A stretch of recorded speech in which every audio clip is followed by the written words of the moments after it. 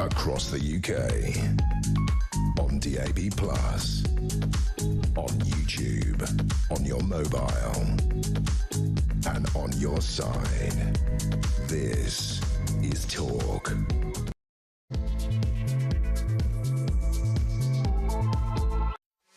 There you are. Good evening and welcome to the Political Asylum right here on Talk. I'm Kevin O'Sullivan and I'll be your host for 3 hours of news, views and topical debate all the way to 10 o'clock. Get stuck in, get it off your chest, get on the phone and call me on 0344 499 1000, or you can WhatsApp voice note me on the same number and I promise to play your message out. It is Tuesday, December the 16th. Here's what's coming up.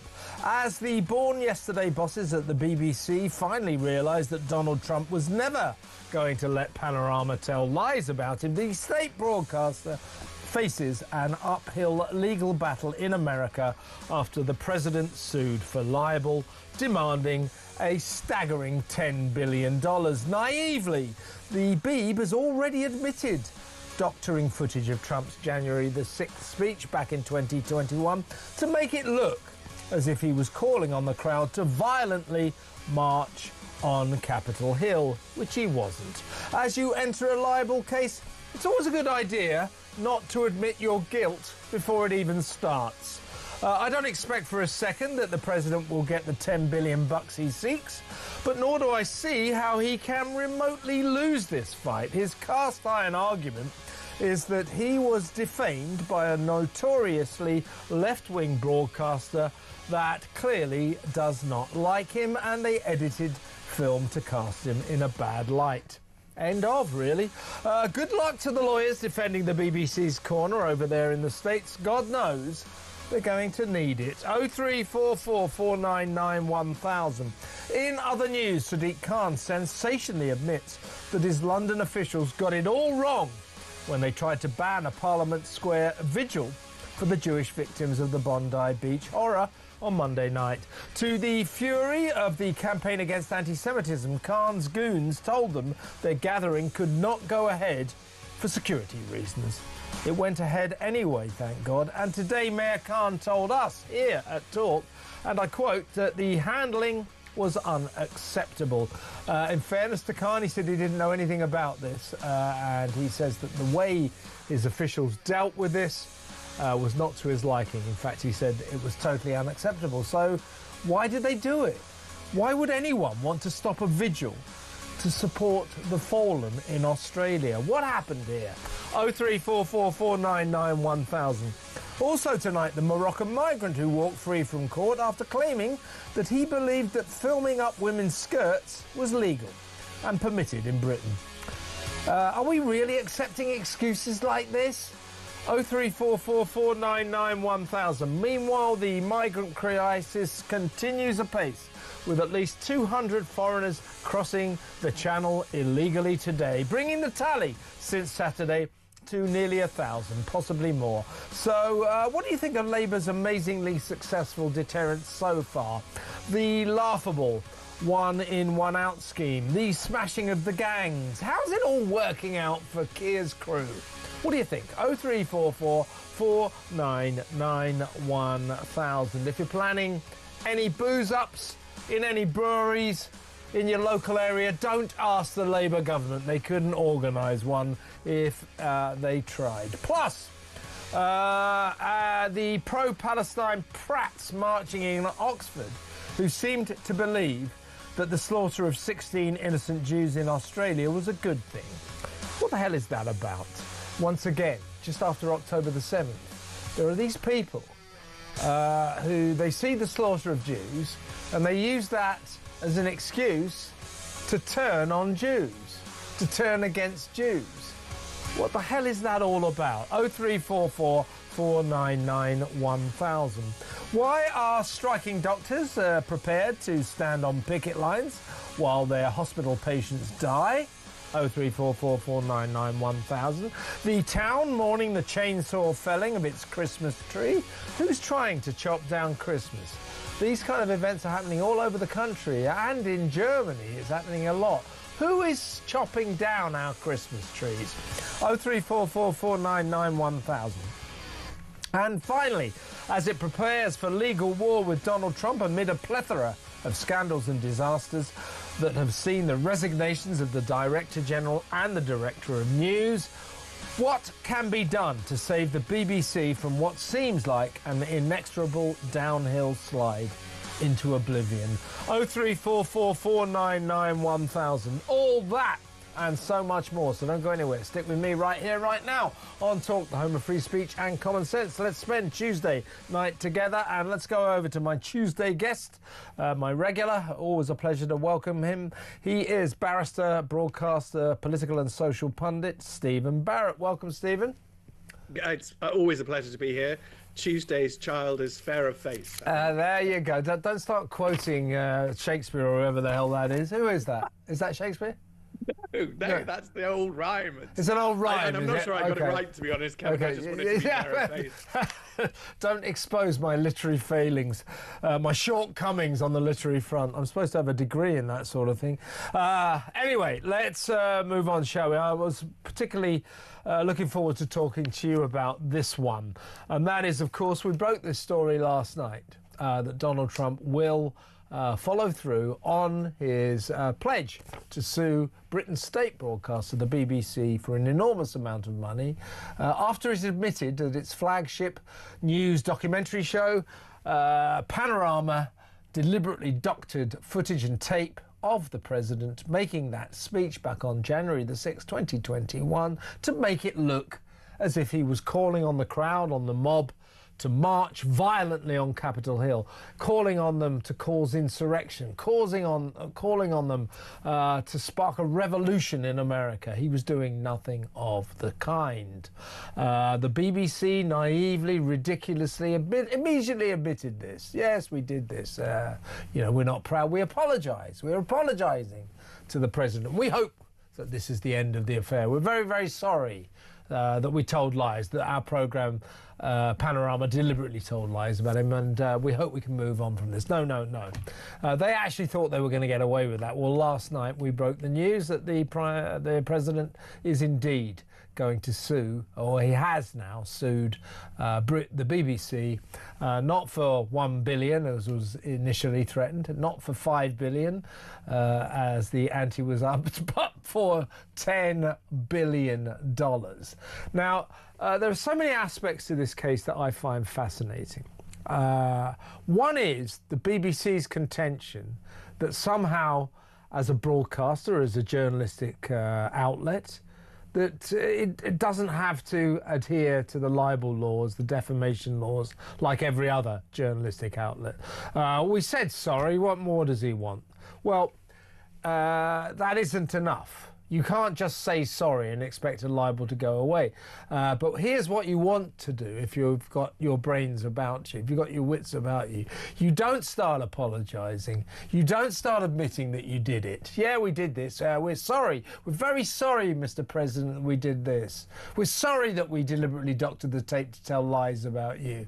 Oh, you're suing us now. Well, we're going to defend this for all we're worth. Really, really stupid to admit libel when you pretty much know you're going to be going into a libel case. So you've admitted your guilt before the case even starts. Now the BBC seems to think it cannot fail in this lawsuit that's been filed in Florida.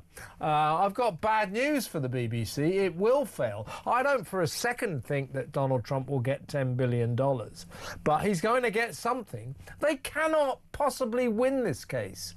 They have defamed him. They've admitted it, right? It's, Kev, 21 years ago, I was doing what's called RTAs, road traffic accident cases, in the district, before district judges in the county court. And we used to think we'd won a case if the driver that hit somebody or was hit said sorry. So yes, admitting it in advance is incredibly stupid. But let's just analyse these narcissists, Kev. They're willing to throw wave after wave after wave of our money at this case. And that's what they're effectively going to do. It's not their own money that they're going to be spending. It's going to be our money that they're going to be spending. It comes in two main tranches. There's $5 billion for the defamation and also $5 billion in unfair trade practices. That's not been talked about far and by any way, to any extent enough by English lawyers who are not qualified in Florida, who keep sort of popping up to say that he's definitely going to lose. He's paying properly qualified Florida lawyers who will, their reputation's on the line. Yeah. So we owe them at least a degree of professional courtesy, even if we can't just assume they're definitely going to win.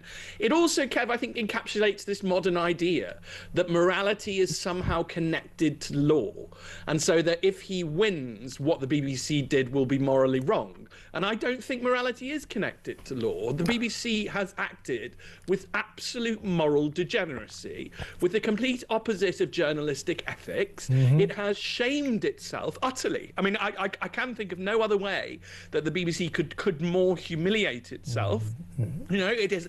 It has defamed and insulted, and it has spread lies about the President of the United States, which is our closest political ally, who we have been allied with for as long as it matters. My granny wouldn't have a word said against an American after they came to our aid during the Second World War. And to be honest, as a child, I always thought that was a bit eccentric. But having seen how much they defend us now, I won't have a word said against an American. And I won't have a word said against Mr. Trump. What was the BBC thinking that it was doing? What on earth does it think it's doing? And if it's going to fight this case with our money and try and get off on some technicality, and then turn around and say, see, we were morally good. No, you weren't. At no point have you been morally good. Even if Mr. Trump loses, and I accept that he's taken professional advice and he's actually a very seasoned litigator. Yeah, he's experienced at this sort of thing, yes. Well, exactly. I mean, the BBC came out within 24 hours to say that they were innocent and he was definitely going to lose the case. It's like, I just don't think the practicalities of contacting a lawyer in Florida that you didn't have before, I just don't believe that you actually took legal advice before you said that. This is just our narcissistic age, in which these delusional narcissists who run all of our institutions, who have appointed each other to these cushy non-jobs, are more than willing to waste our money being corporatist and defensive, even though we all know they've done wrong. Yeah, I mean, they have done wrong. They cannot. They've admitted it, which is a stupid thing to do when you know a legal case is hurtling down the track at you. These people are naive. They're born yesterday, and they're going to be playing with the big boys when they go over to America. I think that's too kind. I think they are absolutely delusional narcissists who believe that because they've believed the mantras and recite all the beliefs that we all know that everybody who lives in a big house in Islington has, that they are therefore morally virtuous, superior to the rest of us. We're inferior, Kev. You and I are both. Oh yeah, we're not on their Christmas card list. I'll tell you that. Well, Lord protect our listeners and viewers from these people and their views of them. But this is just unbelievable that they would behave this way. Also, Stephen, I was looking forward to talking to you because there are quite a few of these sort of media enthusiasts among your profession, these lawyers who crop up time and time again every time there's one of these cases. I never want them on. I want you on because you're an independent thinker. They're not. And they start sort of quoting precedent of a case in 1953 that happened in Oxford Crown Court. Well, that isn't really going to do you much use in Florida, mate, I'll tell you that. But I have heard today several of these lawyers, all of whom seem to think, oh, that's the BBC, they can't possibly lose against this oik, President Trump. I've heard one of them actually said, well, the BBC's defence will be that although they did edit this tape, that essentially they edited it to relay the true message of what his speech was. No, they didn't. No, they didn't. So in other words, these lefties, lefty lawyers, lefties in the BBC, they believe that although this tape was doctored, it still delivered the essential message that they think Trump was actually saying, which was, hey, you lot with your buffalo hats and your Stars and Stripes flags, you march on Capitol Hill. Let's have a revolution. That's what they are actually maintaining that essentially Trump said, which he said absolutely the opposite. He said, don't do it peacefully if you must. That was all he said. So that's a nonsense. And another nonsensical line of argument that I've heard from members of your profession today, these ones who like going on to Sky News and things like that, and the BBC indeed, said, well, this is a freedom of expression issue. This is a freedom of speech issue. The BBC has got a right to... You can't stop the BBC from saying... Wait a second. You know me, and I think you're the same. I'm pretty much an absolutist about freedom of speech to what some people would say is an almost lunatic extent. I believe people should be able to say whatever the hell they like without fear of the law coming for them. But maybe I go a little bit too far on that. So I probably do sometimes. However...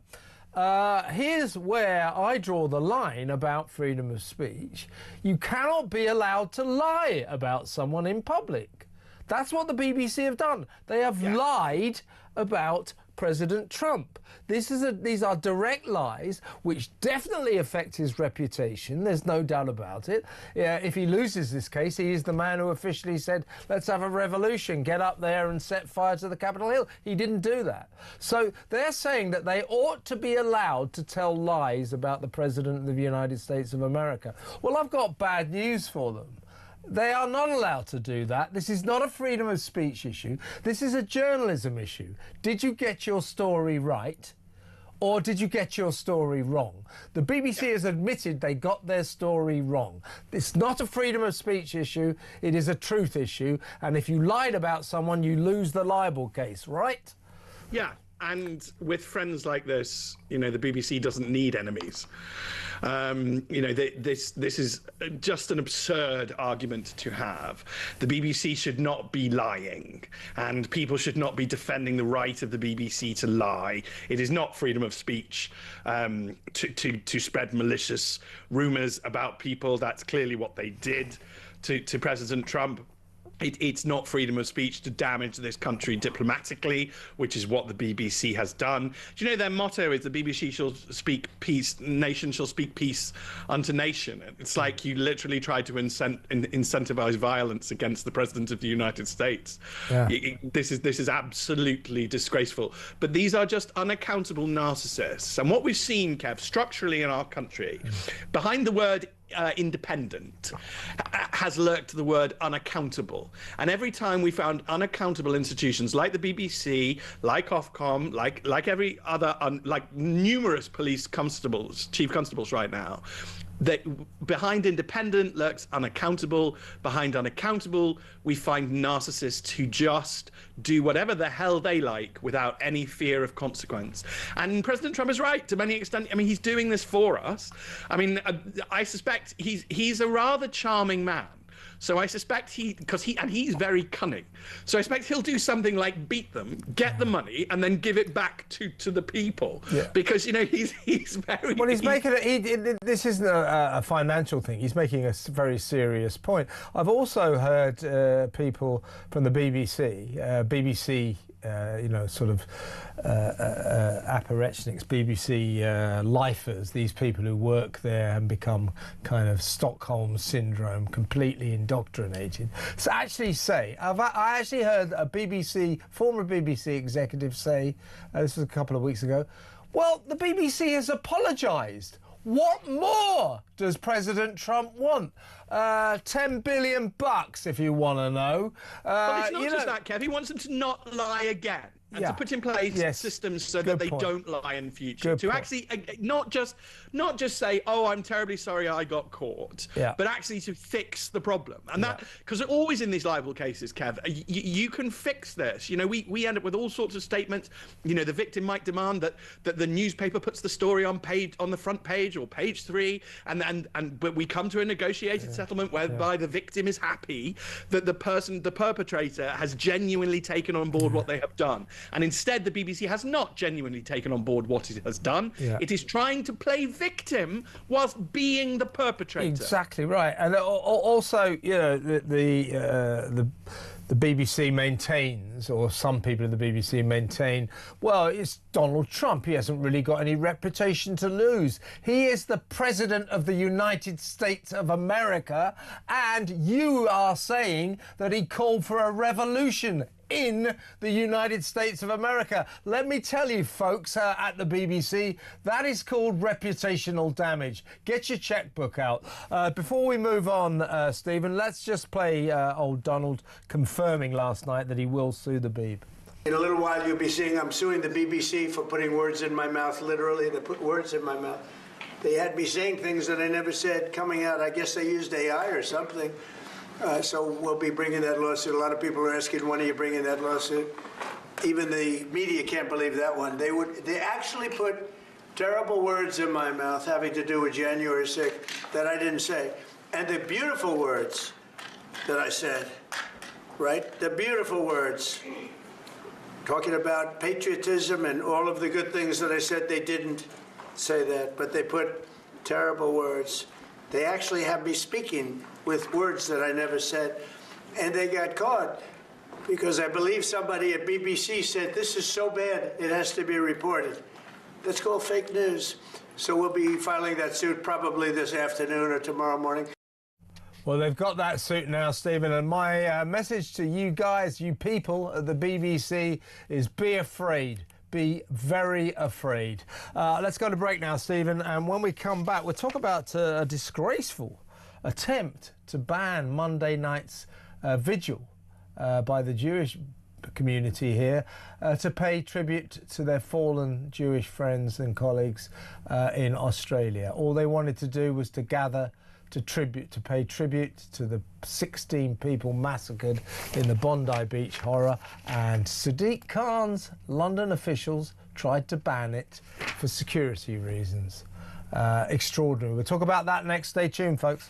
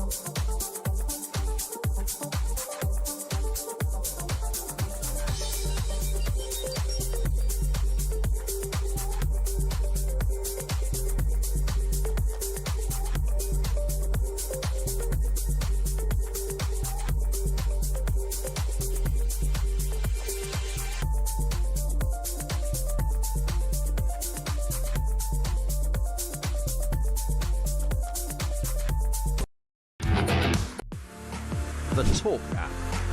You can watch, catch up and listen to all your favourite shows and podcasts anytime, anywhere, all on the Talk app. Watching and listening to Talk just got easier. There's now only one place for the home of common sense. So head over to your App Store or Google Play and search Talk now.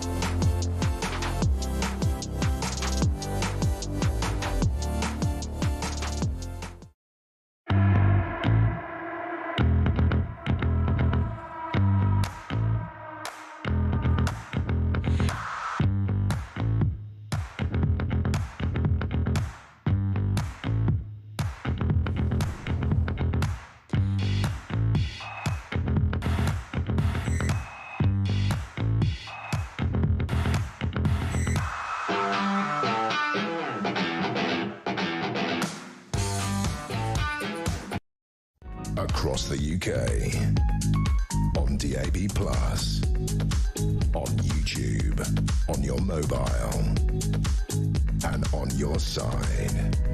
This is Talk. Welcome back. Still with barrister and broadcaster Stephen Barrett. Stephen, this is a story about Monday night in the wake of the horror at Bondi Beach. The British Jewish community, the London Jewish community especially, decided to hold a vigil in Parliament Square for their friends and colleagues who had been massacred, 16 of them, down in Australia. So they applied through the usual processes through London's authorities, Sadiq Khan's goons, and were told, no, you can't do this for security reasons. Now, Gideon Falter, the chief executive of the Campaign Against Anti-Semitism, was furious about this, and basically they staged the vigil anyway, thank God. Now, I would normally be probably hurling insults at Mayor Sadiq Khan, but in fairness to him, he didn't know about this, but he has just lit. I do believe him because only in the past hour he's sort of rather sensationally confessed to us. Well, the spokesperson for the mayor said the mayor was completely unaware of this. It wasn't flagged to him by officials, and he is clear that the handling was unacceptable. So Sadiq Khan is saying that his goons got it all wrong when they tried to ban a Jewish vigil in Parliament Square on Monday night, which I think is really something. And to be fair, I've got to be balanced and fair here. Sadiq Khan was unequivocal in his support and for the poor Jews who were killed down there in Australia. He said, "Today I join millions of Londoners in mourning the innocent lives cruelly stolen and in unequivocally condemning the heinous cowardice of the perpetrators." He made quite a long statement. So I'm not blaming him here, but I'm just wondering where that impulse comes from. In, County Hall, the London sort of mayor's office, it is people apply. We are Jews. We want to hold a vigil to support our Jewish friends, relatives and colleagues who were killed, slaughtered by two Muslim maniacs down in Bondi Beach. And they go, oh no, you can't do that for security reasons. Where does that impulse come from? Because my impulse would be, right, we have to let this happen. But no, their impulse was to shut it down. The demo went ahead anyway, thank God. Khan clearly angry about it. But, I'm just suspicious of the sentiments that inspire faceless goons in City Hall, County Hall, to say, no, you can't have a vigil to support the slain, the fallen Jews in Australia. I'm suspicious about it. Are you? Yes, and I think we all are.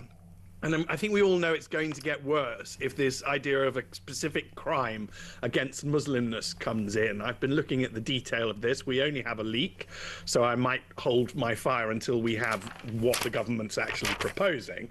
But it looks like treating Muslims as a special class. Now, I'm going to flag up very, very quickly, Kev, that I'm bisexual, and the left tried to treat us on the letter soup as a special class, and we had the common sense to go, hang on a second, if I get special rights that ordinary people don't have, that's going to cause a lot of resentment towards me. I don't want to have those rights, so please don't give me this special treatment. And all of my Muslim friends who and I've got many, I'm going to be encouraging them to say, no, thank you very much, government. We don't want special treatment over other people, because it's just going to lead to resentment. And this is what identity politics does. People are not good or bad based upon an identity characteristic. So stop treating people like identity characteristics. But what's been going on inside governments and inside institutions is that certain groups are treated as special. And if they are a special group, then they get priority. And if they're just and it's quite obvious now that Jews and white straight men are at the bottom of this hierarchy, so they get treated very badly, and it almost doesn't need Sadiq to do anything, because that is the system, that is the machine, that is how it works. Yeah. The immediate assumption is that Jews are wrong. I mean, it's absolutely outrageous. My feeling about this, we broke this story last night, and my feeling was that to try to ban, this is the Jewish community of London, the campaign against anti-Semitism, trying to organise, if you like, a candlelit vigil to pay tribute to the 16 people who were gunned down and murdered by 2 Muslim maniacs on Sunday at Bondi Beach in Australia. Now, trying to ban that for any reason at all, they cited security reasons, but trying to ban that for any reason at all, I don't care what reason you're coming up with, I think is disgusting. I think, to be fair, Sadiq Khan realises that was all wrong, and it really was. It's a pretty, so politicians are pretty cynical, and the Jewish community is very small, but Middle England and the silent majority of Middle England has very clearly picked a side. Very simply, Kev, because we've looked at 2 different types of marches. One which comes in peace, says lovely things and takes its litter home, and one which, marches over war memorials and does outrageous things and is very messy and noisy. And Middle England doesn't really need much more than that to pick a side. So when anybody goes against the British Jewish community, they're actually going against the silent majority in Britain.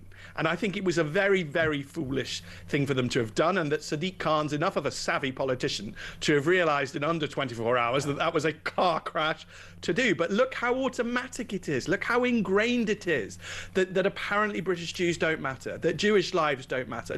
This is absolutely outrageous, and we should all be outraged, and we must be outraged, or it will happen again. This is just not acceptable. The other unacceptable thing, Kev, is that the Minister Steve Reed promised that he would attend, and he did not attend. Now, in his defence, you'd say he went to another event, but if you promise to go to this in Parliament Square, immediately following the massacre, and you're a representative of the government, then you should go. And I'm very disappointed that he didn't go, and frankly, the mayor should have been there too. That is very true, and I do believe that they sent some poor sap, a female Labour MP, to take the flak, and the crowd were very angry at her. Quite rightly. And I just find it strange. We're going to talk about this a little later in the show after you've sadly departed, Stephen. But I just find it very strange that when there's an atrocity against Jews, as in the October the 7th horror, Bondi Beach now, the first thing that seems to happen is this explosion of antipathy towards Jewish people. So Jewish people get killed, get slaughtered. October the 7th, more than 1,200 of them massacred, raped, babies put in ovens. And how do so many people react? With antipathy towards the Jews. Damn the Jews. They're the victims here.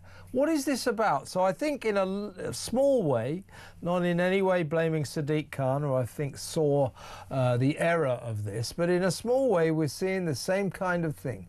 When a request came in for a candlelit vigil for the poor victims of the killings in Bondi Beach, the fact that there are officials working in London County Hall in the Mayor's office whose first instinct was to say no for security reasons, I think is a cause for great concern, Sadiq Khan realises it was wrong, clearly, and we know it was wrong, deeply wrong. Let me know what you think, folks.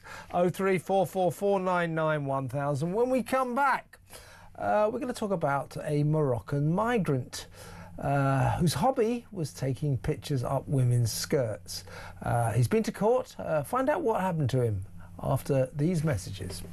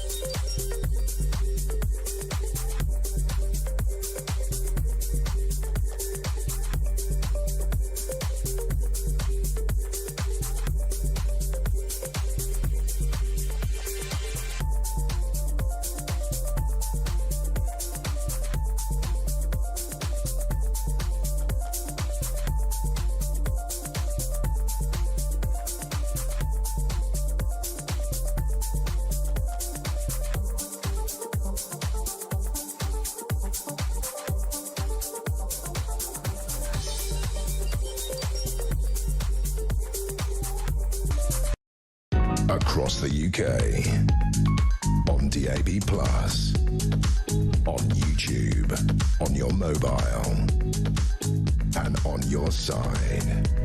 This is Talk. Welcome back. Still with barrister, broadcaster, social commentator, political commentator Stephen Barrett, a serious polymath, obviously. Now, let's talk about another case where a migrant has been accused of, charged actually, with very serious offences, and he walked free. I'm going to relay the case to you.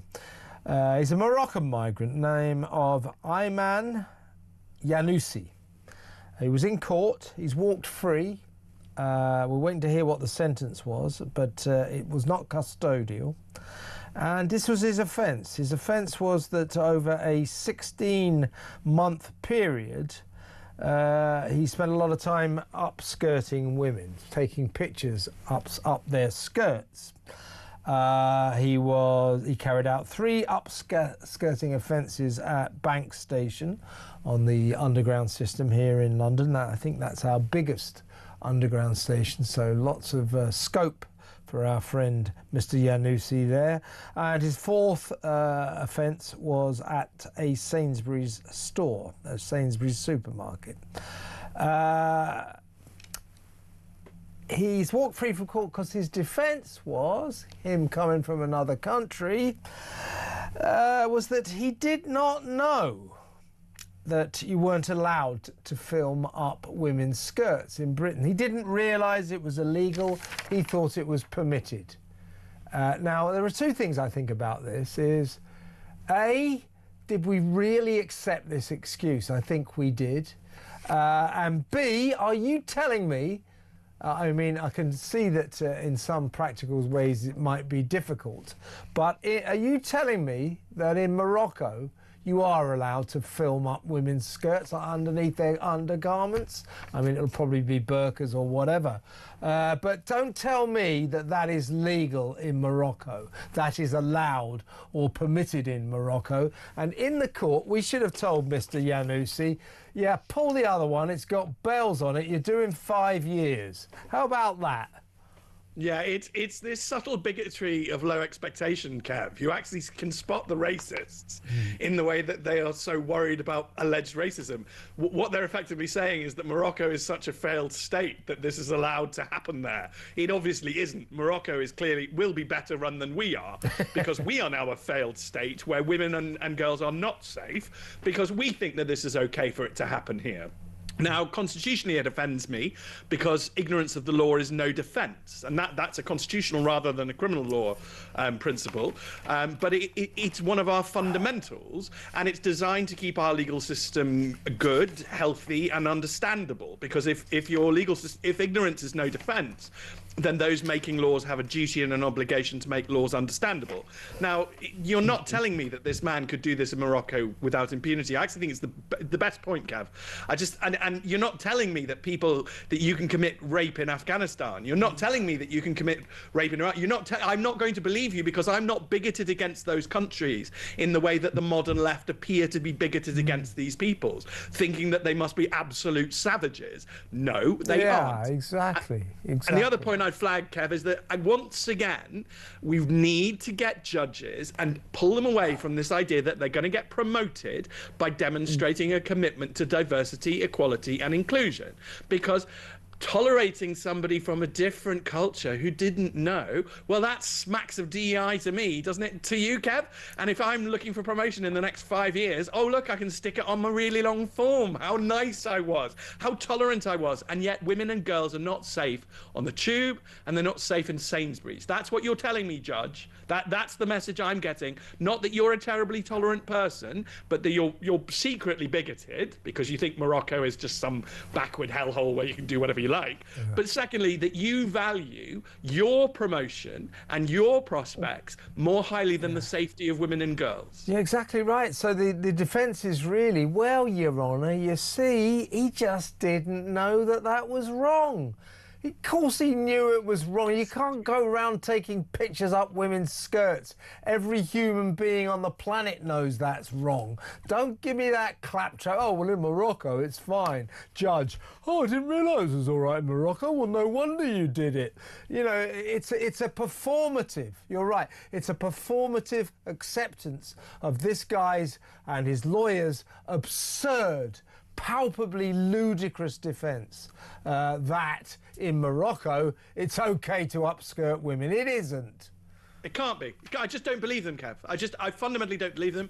Morocco is a country that I would consider going on holiday to. Many of us go on holiday to it. I don't believe that Morocco is so backwards that this is allowed there. What these people are doing, what these judges are doing, is signalling that they want to belong to this DEI cult, which is in charge of everything. Well, fine, but you are putting your prospects, your salary, your earnings, and your status above the safety of women and girls, and that is, from my point of view, morally wrong. Exactly right. What message does this send?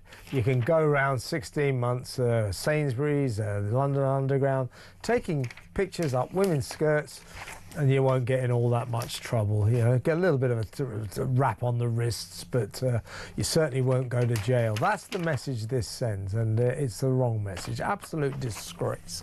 Let's move on. When we come back, we're going to talk about the migrant crisis. You might be keen to or interested to hear that at least 200 more migrants came across the channel today. They've been pouring over since Saturday, and we need to talk about it, and we will talk about it after this break.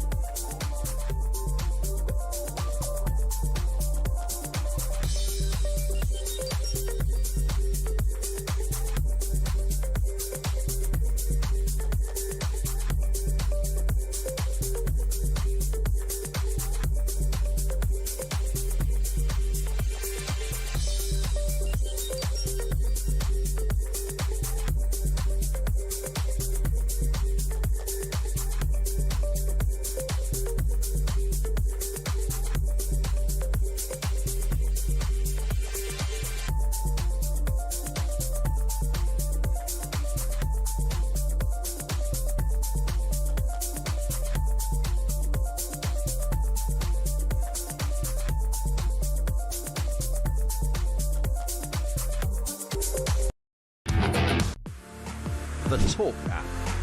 You can watch, catch up and listen to all your favourite shows and podcasts anytime, anywhere, all on the Talk app.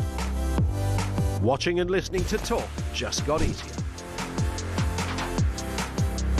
There's now only one place for the home of common sense, so head over to your App Store or Google Play and search Talk now.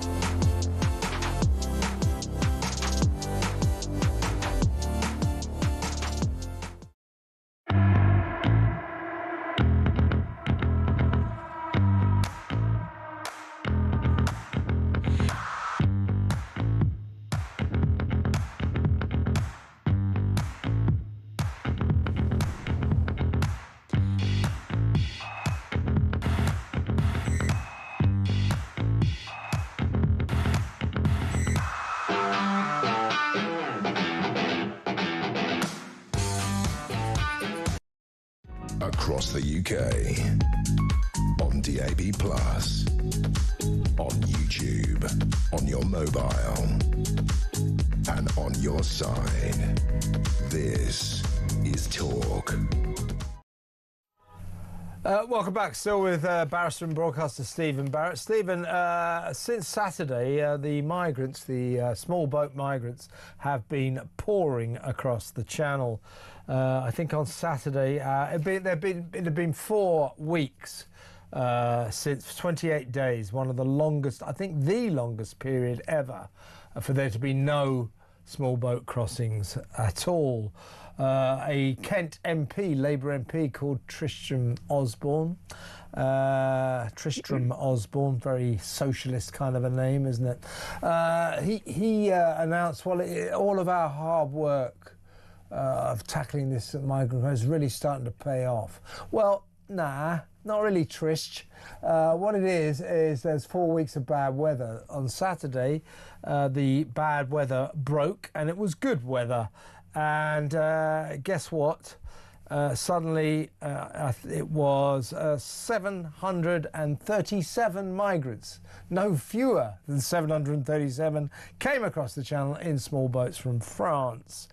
The moment the weather's better, they pile into the dinghies, pile into the small boats. The following day, that would be Sunday, there were relatively meagre, 52. So that takes it up to, get it into the 900s. Now, I'm told that today they've been piling across yet again. The Armada, the invasion, continues apace.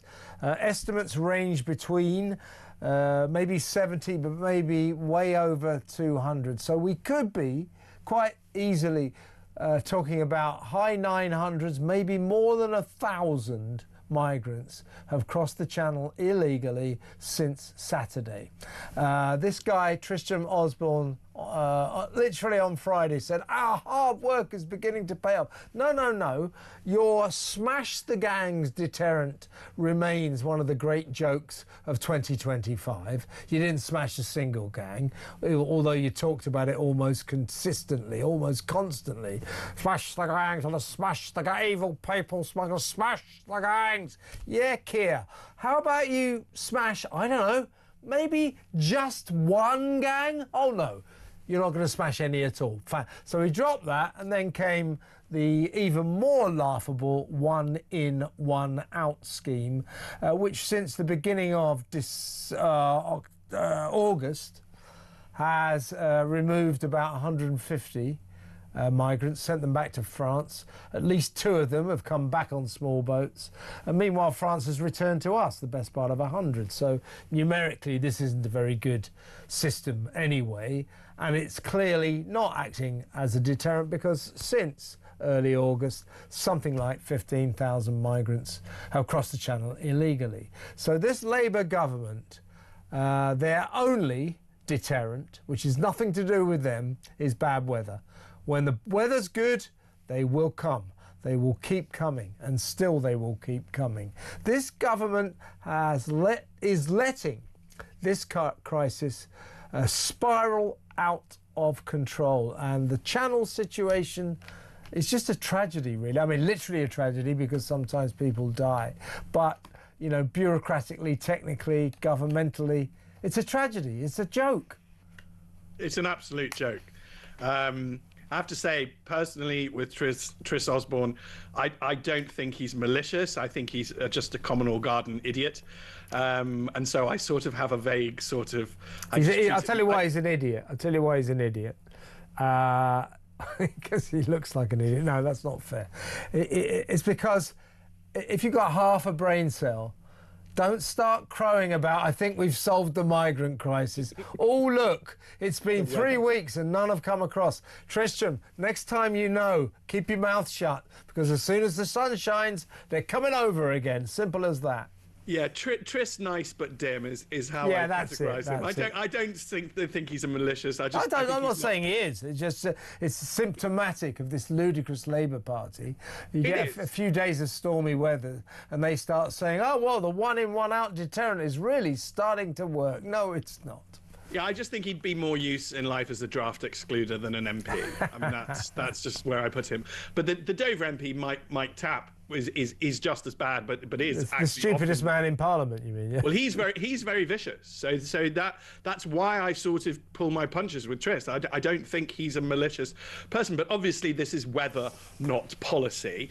And the simple fact is that your footage, by the way, is from, some of it's from 2023, when I could see, when it was big enough on my screen for me to see the date. And this has been going on for years, and we simply have to stop this. We are importing tens of thousands of illegal, dangerous men every year who go on to, every single day we hear about rapes and violence and crime committed by these people. Often we don't hear about it because it's simply not reported, and we're all pretending that this is normal. There's absolutely nothing normal about what is going on. This is, and it's about time that for the safety of everybody in this country, we stopped this. Exactly right. And I mean, what is this government doing? I mean, apart from the mess of the asylum seeker situation, you know, just the fact that these boats just keep on coming. We know that there are upwards of 4,000 migrants living in the Calais jungle in tents and camps that they built for themselves. The moment there is good weather, they all head for the beach and they climb onto these dinghies. Also, we learn that today we've learned that the number of asylum seekers falsely claiming to be children has quadrupled in 10 years. It was 10 years ago it was about 200, now it's way over 1,000 every year claiming to be children when they're not. And of course, going back to gullible judges, or deliberately gullible judges, you know, these are people who look at these migrants who say, I'm 14 years old and I need to go to school, and they go, well, I can't help notice you've got a beard and you're bald, and your voice is very deep, but yeah, I accept that you're a child. So this is going on, and also a whistleblower from the Home Office has revealed that migrants disappearing from asylum hotels are doing so on quite a significant basis. Quite a significant number are doing this on a daily basis. I've always said this. A lot of these migrants, they get to their asylum seeker hotels, they'll sort of rest up for a few days, wash, shave and all that. And as for the men, ha ha ha. But seriously, you know, wash and brush up and get ready. And then they just disappear. They just disappear because we're not detaining them. So we get, you know, everything about this migrant crisis, the government has no grip on whatsoever, and that's kind of frightening. Yeah, it is, and everything about this will be, you know, a proportion of these migrant men will go into modern slavery.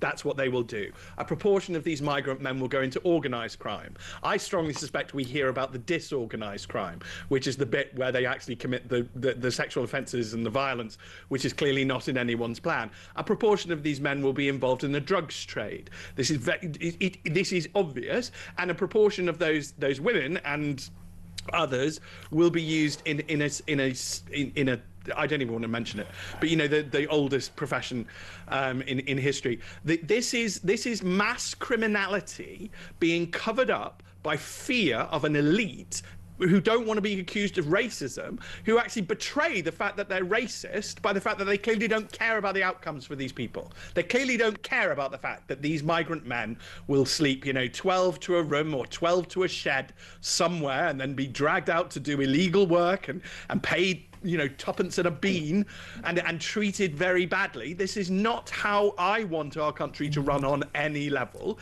And any sense of the best thing about us, Kev, is that we are a diverse country now. We always have been. Yeah. We are not this fantasy of some sort of that goes on in the head of these lefties. We are all diverse. I want us all to be safe. I want all our children to be safe. I want all our women to be safe. And I don't want to live in a country where migrant men are exploited or exploit us. Because if you have no boundaries, you will be abused. And we are being abused because we don't have a boundary called the border. Exactly right. And this government doesn't see... I mean, we've got the Home Secretary, Shabana Mahmood, who just makes all these announcements, and all the media fall for it. Oh, crackdown, big crackdown. But she won't leave the European Convention on Human Rights, nor will Keir Starmer, because he's a human rights lawyer. He will be aided and abetted by his human rights lawyer obsessive friend Richard Hermer, the so-called alleged Attorney General who gave away the Chagos Islands for no apparent reason. All these people, they believe in the European Convention on Human Rights, which, of course, means that we don't get to make our own sovereign decisions in the end. All of these migrants that we try and kick out, we try and decline their applications for asylum, they just keep on appealing, and in the end it ends up at the ECHR in Strasbourg, and sovereign Britain is overruled. And plus we've got these ludicrous clauses where they've got a right to a family life, so we don't care if you're a mass murderer, a paedophile or a rapist. If you've got a wife and a couple of kids here, we'll never kick you out because of your right to a family life. Or maybe if we send you back to Somalia or Syria, they take a dim view of paedophiles there, so we can't send them back there because they'll be persecuted, as if we in Britain just love paedophiles. We're only too happy to have them wandering around presenting a danger to our children.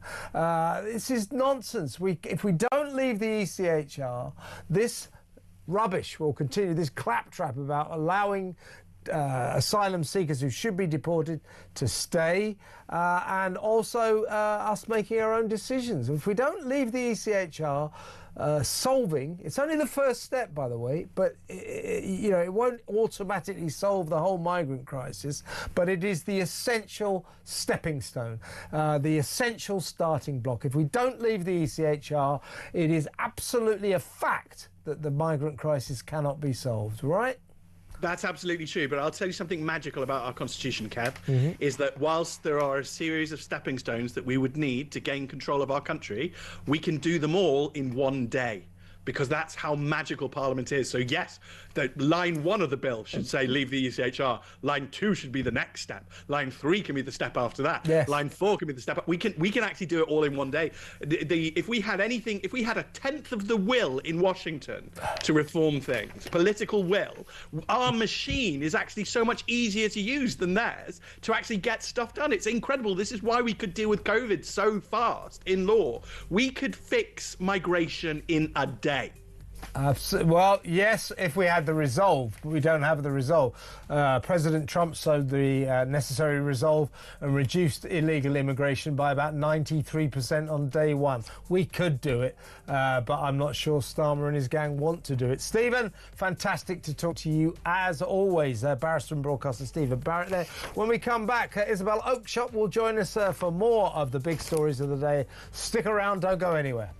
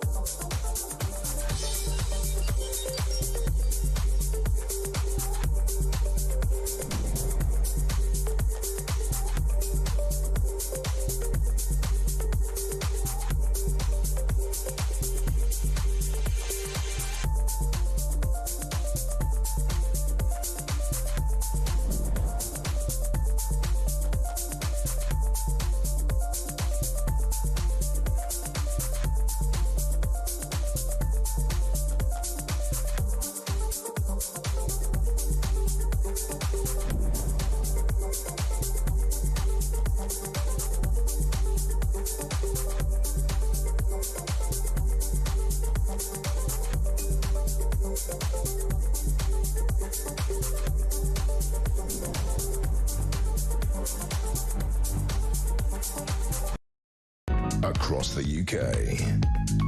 On DAB+, on YouTube, on your mobile, and on your side. This is Talk.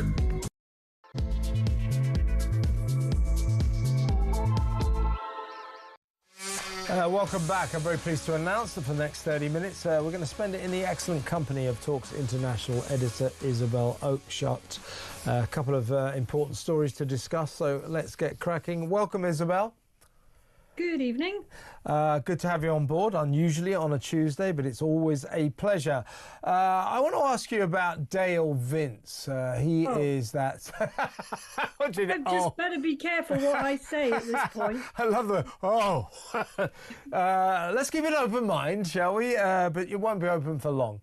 Dale Vince, the Labour Party is under pressure now to drop him as a very substantial donor.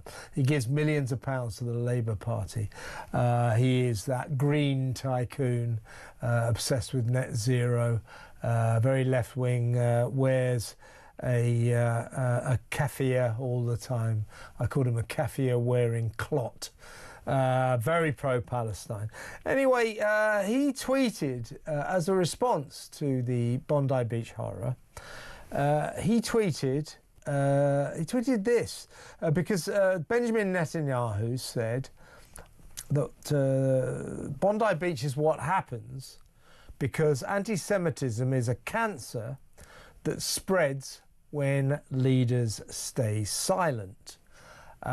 He's referring, of course, principally to Britain, Canada, France, recognising Palestine. And Australia, of course, recognising Palestine, which, as we've discussed before, if you reward terrorism, as this was rewarding October the 7th. If you reward terrorism, you'll get more terrorism, hence Bondi Beach. So Netanyahu said, when leaders stay silent, anti-Semitism spreads like a cancer. I think he's right. But that's up to you to decide whether or not you agree with him. But it's a perfectly decent thing to say, I think.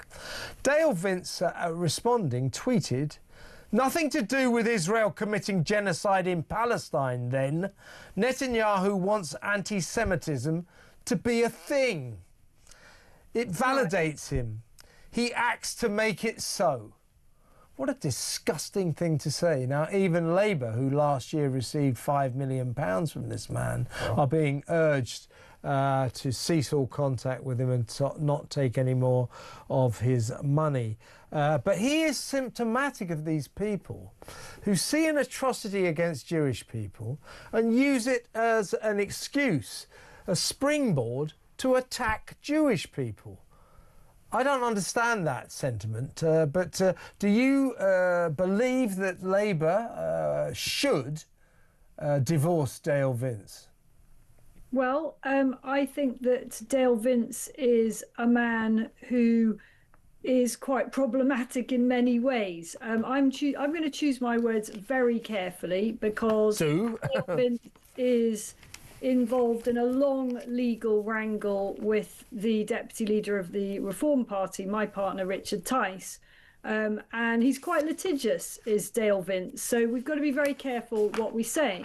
But that doesn't mean that we can't raise an eyebrow pretty high at the idea that Netanyahu somehow has to whip up the idea of anti-Semitism in order to bolster his political base. I mean, it's pretty insulting, isn't it, to suggest that anti-Semitism isn't very, very real, if that is indeed what Dale Vince was suggesting. He's an odd guy. He didn't seem to realise that Richard Tice is an MP. I mean, that seemed a very strange thing when you're involved in a well, Richard's been keeping a very low profile since being elected, hasn't he? I mean, you never see him on the television or anything like that. He's never on Talk. I mean, the guy's everywhere. Not to know that Richard's an MP is rather strange. I mean, again, I'm going to be very careful. Perhaps I've misunderstood that, but I just feel that he is someone who in some ways, I wonder whether he quite likes controversy. And, this is an area he keeps on wading into. I think if we can move away from Dale Vince, because you can probably tell I'm a little bit conflicted here. I think that the reaction today that's come out from Muslim leaders from Australia, and I'm not sure whether you've seen it, perhaps you've already played it, may have been played on some of our earlier shows today, has been really powerful. And there's a video doing the rounds in which a imam in Australia basically warns the West and actually singles out Canada as a particularly vulnerable country to a repeat of this type of atrocity. And what he says in that video is that countries that tolerate extreme warped forms of Islam are leading themselves into grave danger. I think coming from a Muslim leader, that is really important and really powerful. And essentially saying, and he singles out, by the way, the Muslim Brotherhood as a terror organization that should not be tolerated in the West. And I'm afraid it is still tolerated. As yet, the UK does not prescribe the Muslim Brotherhood, whereas several Middle Eastern countries, several Muslim countries do so.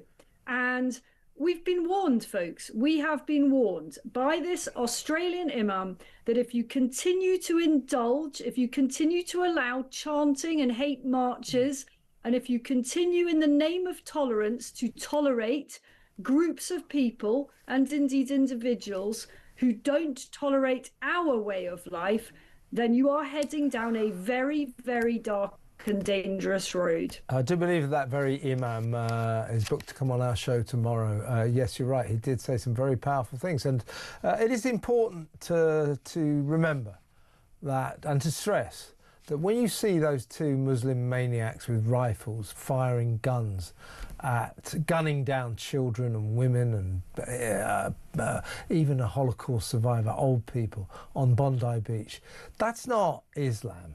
That's a perversion of Islam. That is a mad version of the Muslim faith, a kind of fanatical medieval approach to a religion in 2025. So that imam, very powerful, you're exactly right. And it's good to see Muslims coming out and saying what happened there. We need that. Yeah, but what worries me is, by the way, several ministers, I'm not going to get you to talk about Dale Vince anymore. I might ask you why he wears that kaffir all the time. What is that about? Hey, mate, you're in Holborn. Why have you got that? Who do you think you are, Yasser Arafat or something? Anyway, he keeps his head warm. It's cold these days. That must be that. It must be that. He does have a kind of strange sort of shaved hairdo, so maybe that's what it is. But several Labour ministers have said, look, we are looking for him to apologise for this. They're very uncomfortable with what he said. To wit, Dale Vince, it's only fair I should point this out for reasons of balance, that he did later move to clarify his remarks on Twitter, saying, "My words on this subject were not intended to excuse or legitimise terrorism or any form of racism. What happened at Bondi Beach is an atrocity." Thanks, Dale. Is it really? Thank you. He went on to say, "My words are aimed at the intervention of Netanyahu, who, in my opinion, overlooks the impacts of his own terrorism. If anti-Semitism is rising in the world today, then surely, on any rational analysis, the biggest single cause of that will be the genocide in Palestine. I condemn all acts of violence and all forms of racism." Well, that's an interesting theory, isn't it? You know, that's Vince for you. But what, on a more general basis, I find it extraordinary that, you know, on Monday night and last night in Oxford, there were marches, pro-Palestine marches, involving people from your party, Corbyn's lot, you know, still chanting about from the river to the sea, when will Palestine be free and all that. In other words, their response to the horror at Bondi Beach was to get out on the street and to chant about how awful Israel is. And I just, you know, it goes back to October the 7th, doesn't it? I still find it extraordinary, and I can't get my head around the way that in the West, particularly here in Britain, the reaction to 1,200 innocent Jews being slaughtered in the most horrific way, gunned down, raped, babies put in ovens, beheadings, 1,200 of them, young people, old people, just disgusting horror. An atrocity. The response here was, hey, let's pile on the anti-Semitism, an explosion of anti-Semitism. The worse that seems to happen to Jews, the worse the anti-Semitism seems to get. Why is that?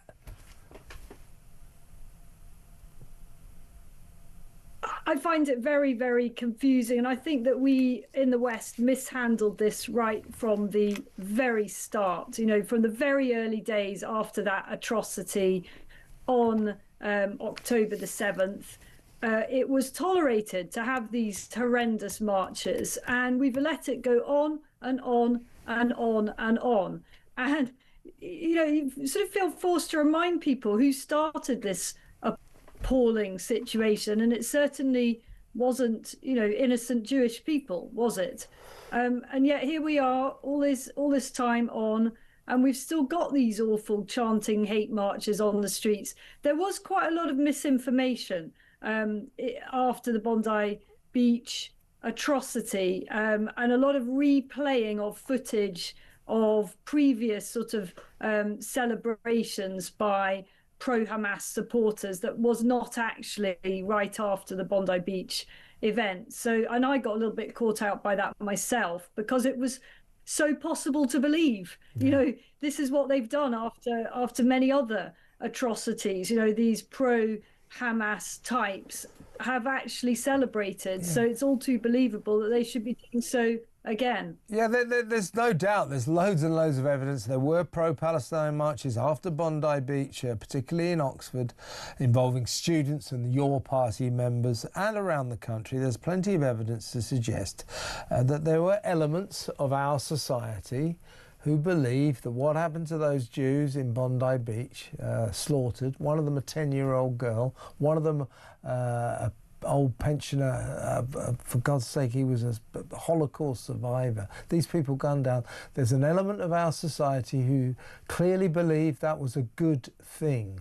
And that is a sickness. That is a sickness. Netanyahu calling anti-Semitism a cancer that spreads. I think that's what we're talking about. And somehow or other, we need to stop this. We need the Australians to stop it. We need to stop it.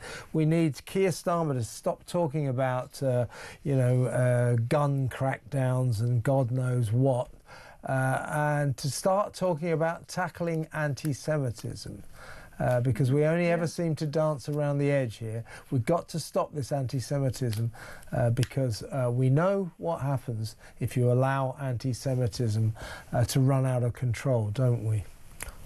Absolutely. And you know, I don't speak to any Jewish person or representative who doesn't fear that there is going to be more bloodshed on the streets of the UK. You know, they live in fear and they feel utterly abandoned. And those scenes in Parliament Square last night, we shared the video with Talk, of the Labour minister being absolutely shouted down by a Jewish crowd, I think sum up very, very powerfully the mood in the Jewish community. They are not going to be tolerating platitudes from this government, you know, saying we stand with you, and frankly just barefaced lies, you know, saying that we will not tolerate any of this. Well, you have tolerated it, and arguably your policies have actually encouraged it. And so there is real fury, I think, in that community, but fury and fear at the same time. Absolutely. A lot of fury and fear as well amid the Jewish community in Australia, who are absolutely seething mad with Anthony Albanese, who's sort of Australia's answer to Keir Starmer, who has turned a left-wing blind eye to an explosion of anti-Semitism in Australia. It's bad here, it's even worse there. He has allowed his coppers to stand and watch a demonstration outside Sydney Opera House full of pro-Palestinian marchers chanting "Gas the Jews." None of them arrested. This is what's been going on. There have been attacks on synagogues, attacks on Jewish people. Albo has just let it happen. Now he's full of weasel words. We must embrace our Jewish community. My thoughts and prayers are with the victims. Blah, blah, blah, blah. Well, here's an idea. Here's an idea for you, Albo, and you, Starmer. Tell your coppers to start arresting people who voice illegal anti-Semitic racism, as in jihad, as in from the river to the sea, and so on and so forth. Start arresting people because that's against the law. Don't tolerate it. Otherwise, it's going to get worse and worse and worse. They are furious with Albanese. Albanese, you know, as I say, he's Australia's answer to Keir Starmer. Those poor, well, no one needs that answer, do they? Those poor people down under. And as for us, we've actually got Keir Starmer, so it's even worse. Disaster, disaster. Let's go to break, Isabel. When we come back, I'm going to play a little bit, a little clip from your excellent documentary, Undercover Migrant. Hit you with a few news statistics, and then we're going to talk about these doctors, striking doctors who don't seem to care that their patients are dying, are going to die. I find that extraordinary as well. All of that still to come, folks, so stay tuned.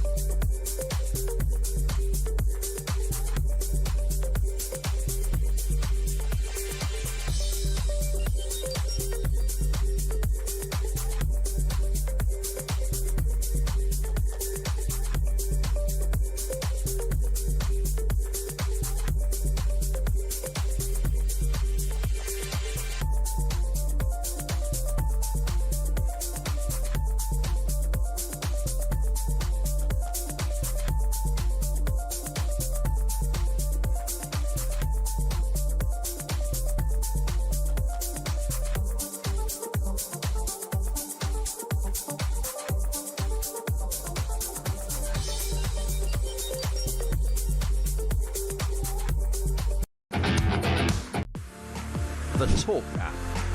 You can watch, catch up and listen to all your favourite shows and podcasts anytime, anywhere, all on the Talk app. Watching and listening to Talk just got easier. There's now only one place for the home of common sense. So head over to your App Store or Google Play and search Talk now.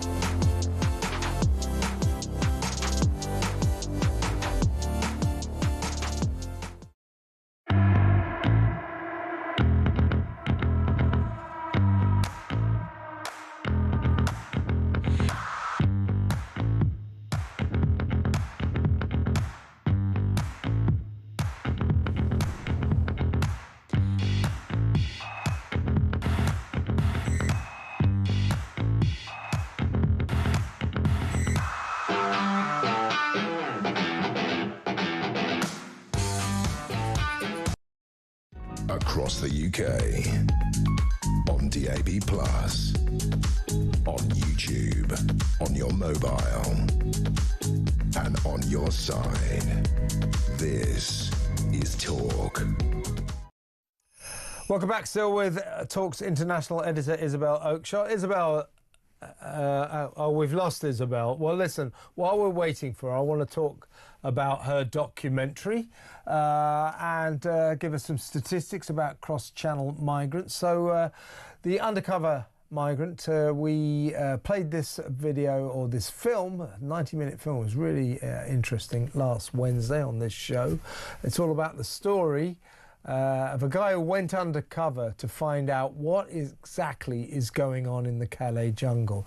The Calais jungle, of course, is where all the migrants wait in the trees behind the beaches around Dunkirk and all that, camping and whatever they do to sleep, camping, waiting for the good weather. As soon as the weather's good, they hit the beaches and they all pile onto small boats and dinghies, and we think there's like 4,000. There's thousands of them there.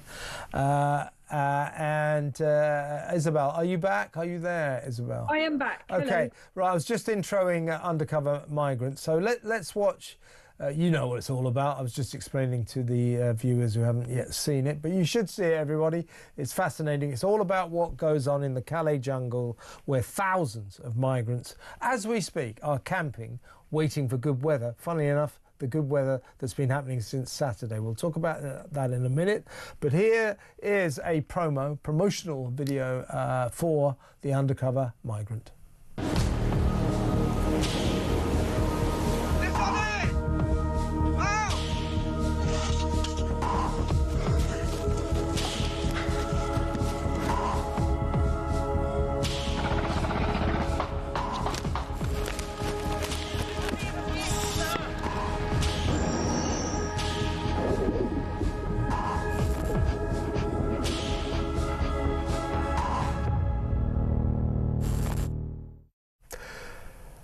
That is on YouTube now. I highly recommend it. You'll find out exactly what's happening backwards of the beaches in northern France, Dunkirk, Calais and around there. Just to let you know, I want to talk about the doctors in just a second, Isabel, but you may have noticed that after 4 weeks, 28 days of no crossings whatsoever, we discussed it last night, Labour MPs starting to say, you see, our deterrents are working, the one in, one out scheme is really paying off. Then suddenly on Saturday, 737 came across, massive amounts. Sunday, 52 came across. I am hearing today that possibly more than 200 have come across. And we'll find out officially tomorrow. That's unconfirmed figures.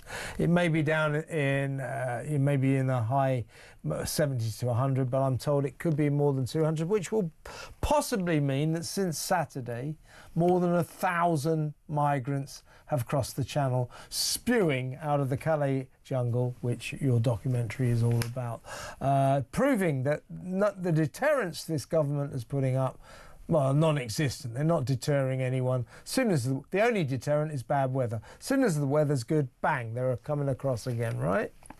That is absolutely right. And some confirmed numbers that I can give you are that the Undercover Migrant has now had more than 500,000 views on YouTube. Our documentary has hit the 500,000 mark in the space of less than a week. So I think people are really talking about this film footage and what it shows, the truth about who is coming to our country and the shadowy figures that run those camps.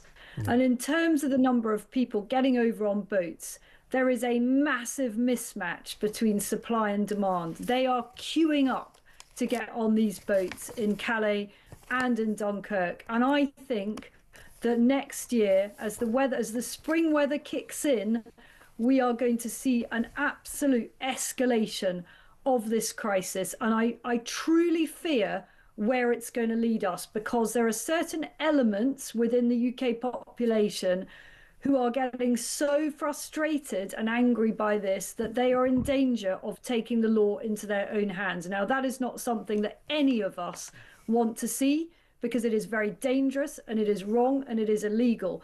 But I fear that if this government continues to do nothing at all, then there will be vigilantes, there already are, on the beaches in northern France who take their own action in what they misguidedly think is a necessary step to protect our country and our borders. That is not right. It is the job of the government to do that, and they have been utterly negligent in their duty. Yeah, the problem being that government's doing absolutely nothing, has put up no deterrents. All we have is enticements.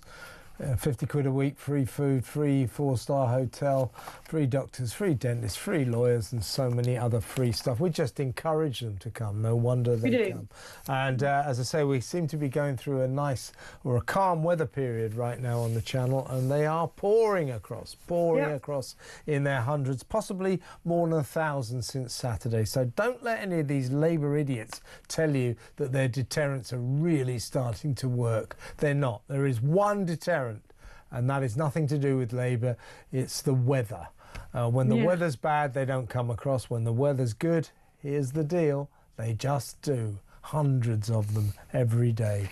Let's quickly talk about the doctors' strike, which will start tomorrow at 7 a.m. All I want to ask you is, here's the fact. These are resident doctors. You used to call them junior doctors. And when we found out that lots of them were in their 50s, we thought, well, that's a bit of a stupid name for 50-year-old doctors, isn't it? So they're now called resident doctors. They're going on a 5-day strike as of tomorrow, 7 a.m. They're in pursuit of a 26% pay rise, despite the fact that their salaries have already ballooned by 29% in the past 3 years, because Wes Streeting naively came into power as Health Secretary and said, what do you want? OK, have it, but don't do it again. So he gave them everything they wanted, these massive pay rises, and guess what? They're back asking for more, like Oliver. Please, sir, can I have some more? Now, they're going on strike. What I want to ask you, Wes Streeting says that particularly because of this so-called superflu epidemic, hospitals under siege because people are going down with that, Wes Streeting appealed to the strikers to show some humanity and stressed, and I quote, "There's a different magnitude of risk in striking at the moment. These strikes are self-indulgent, irresponsible and dangerous. Abandoning your patients in their hour of greatest need goes against everything a career in medicine is meant to be about." Fair point. It's your fault though, Wes. You should not have given them that massive pay rise when you first came in, because they were bound to come back for more, and I guess that's what they're doing. What I want to ask you though, Isabel, is why don't these doctors care that while they stand on the picket line trying to get lorry drivers to honk their horns at them, holding their placards, their patients in the hospital are dying? When they walk out, they cause the deaths of patients, a significant number of patients. That's just a fact. Patient care plummets to such a degree, we know the death rate goes right up. These doctors go on strike in the full knowledge that their patients, some of their patients, will die. Now, that strikes me as extraordinary. And why do we allow it even? If they're going to be like this, let's ban them from striking. We cannot prioritise industrial action over the lives of human beings. It's bizarre.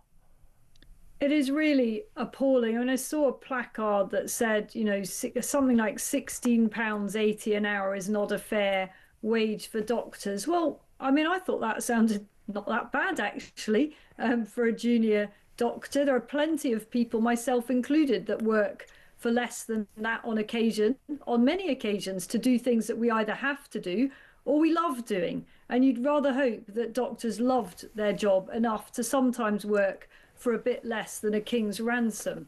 And I'm particularly concerned at the time of year this is happening, not just because of this flu thing that's going on, this so-called super flu, but in the run-up to Christmas, there's always a sort of skeleton staff in hospitals. You know, it diminishes. The number of consultants goes down drastically. Naturally, people are on holiday. It's a really dangerous time to be admitted to hospital. You know, all the evidence shows that being admitted to hospital over weekends is bad enough, never mind over the Christmas and New Year period. You know, it really is statistically a more dangerous time to be there. And the NHS is absolutely on the brink. It does not reliably provide an amazing service to everybody. The staff do their level best, they really do, but the demand for services far outweighs what can be delivered now because of the explosion in the population, and we've got an aging demographic and the expectations of what the NHS can do. Quite simply, it cannot cope at the best of times. So yes, people will die as a result of this selfish doctors' strike. Of course, we need to look after our healthcare professionals. Otherwise, off they go to other countries which look after them better. But there is a balance here, and there is a kind of common decency thing and a compassionate thing. And that is not going on strike in the run-up to Christmas. Yeah, frankly, these doctors who've gone on strike letting people die in the hospitals, if they want to go and work elsewhere, be my guest. Have a one-way ticket. Don't come back. You're a disgrace to your profession. You're a disgrace to the human race, if you ask me. I mean, you cannot sacrifice lives on the altar of industrial action. I just find it just astonishing that we even allow it. I think if they're going to be like this, we need to lope them in with the army, with prison officers, with coppers, and just say, I'm sorry, you can't go on strike. We are removing from you the right to strike because you keep abusing it and people keep dying because of it. That is the way we're going to have to go, in my view, if they're going to carry on behaving in such an appalling, inhumane way. Well, this happens to every government. You know, I've reported on the NHS now for 20 years, and every government, whether it's a Labour government, whether it's a Tory government, whether it's a coalition, has to run the gauntlet of these militant, mostly left-leaning doctors, junior doctors generally, sometimes consultants do it, but not so often. And it gets very wearisome. And, you know, I would agree with you. I'm very anti-strike anyway. I mean, I would lump in train drivers, those that provide critical services, you know, the London transport, the underground service. I don't think they should be allowed to strike either. There are certain groups of people and professionals on whom the functioning of our country depends. And, you know, if you're going to have the altar of the NHS and make the vast majority of your healthcare delivered in that way, then you've also got to have the people committed to running it. And this just isn't working. It certainly has. I mean, you know, I take your point, but I would not take the right to strike away from train drivers. As long as people don't die when you go on strike, I think you should be allowed to go on strike. I'm not saying I approve of every strike. Far from it. I usually disapprove of them. But I think you should have the right to strike. I think it's an inalienable right in a Western democracy. But not if your industrial action causes people to die. That's ridiculous to even contemplate that is in some way okay. It is not okay. Let me know what you think, folks. 03444 991,000. Thank you very much to Isabel Oakeshott for a fabulous 30 minutes. She is always a star on this show. When we come back, we're going to sort of change the tone a bit. We're going to do a Christmas story, but a sad Christmas story. There's a lovely town up in Durham where they've got a big traditional Christmas tree that they decorate every year. So they decorated the light, you know, the lights go on, the switching on ceremony and all that. Well, the lights went on, and that night, early in the morning, somebody chainsawed this huge Christmas tree down. They chainsawed it down. Now, we were talking about that the other day, weren't we? We were talking about what's going on in Germany. In Germany, it's become an epidemic, the chopping down of Christmas trees. Well, it seems to be happening here, and in the case of this lovely Durham town, it's really, really sad. Huge thing it was. Come down, chainsawed it down. Why? Who's doing this? Who's trying to destroy Christmas? Who's trying to chop down Christmas? Really? 03444 991,000. We'll talk to a resident of that Durham town when we come back.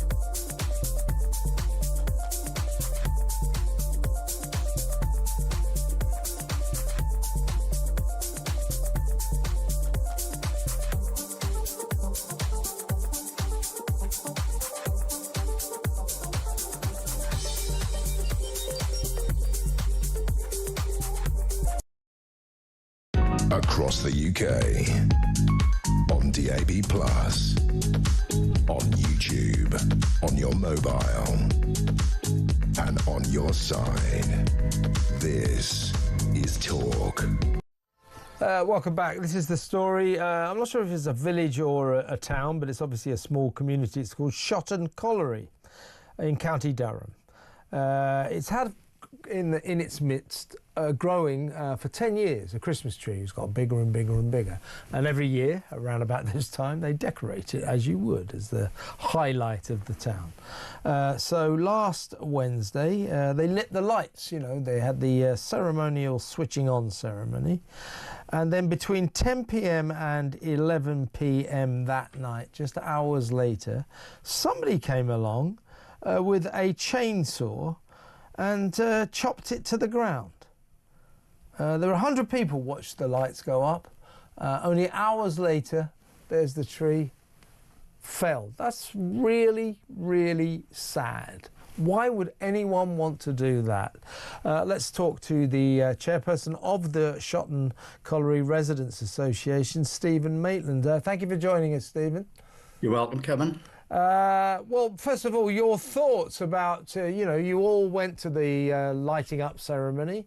Hours later, there's that lovely Christmas tree on its side, sawn down. What were your thoughts when you saw that? Well, unbelievable. I got the phone call at 20 to 11. I was actually having a pint, in Wingate. So I come straight back to the tree. I thought it was a hoax, actually, at first. Come to the tree, saw it fell. The lights were still on it. The saw they used, we believe it wasn't a chainsaw, it was a handheld battery-operated saw. So, because it's built up a big area around it, it is a colliery village, but people would have heard a chainsaw, so it was done with a handheld battery saw. When I first saw it, I had tears in my eyes, to be honest with you, because I was part of the group that actually got the funding to get this tree, all electricity to it and everything. That was like 10 years ago. Yeah. And it went in at 12 foot high, and it was approximately 22 feet when it was felled. It's just horrible. And also there's another special relevance to this tree insofar as, apart from Christmas, you also use it to commemorate the 152 heroic men from your village who died, who sacrificed their lives in World War One. Yes, so it gets even worse. Yes, men and women. We have had women as well lost their lives during the First World War in the village.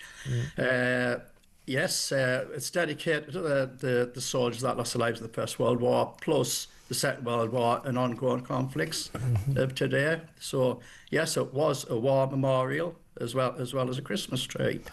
And it's touched just about everybody. There's 4,500 inhabitants in our village, and it's touched just about every person. I bet everybody's very upset. I mean, this makes me upset just to think about it, just to see that picture, because what could be more innocent and actually, life-affirming than a Christmas tree in a lovely village with all the residents go and see the lights go on. Christmas has started. And then just hours later, what would go through the mind of someone who wanted to do that? If I knew that, I wouldn't be sat here talking to you. I would be in the high profession somewhere. I just can't, honestly, I just can't comprehend. It's a heinous act. It just doesn't bring sense to me. I've dealt with a lot of issues in the village over the years because I'm a parish councillor for Shotton. Sure. Loads of issues, but this is the worst situation I've ever faced in the village. Have you got many little kids in your village, Stephen?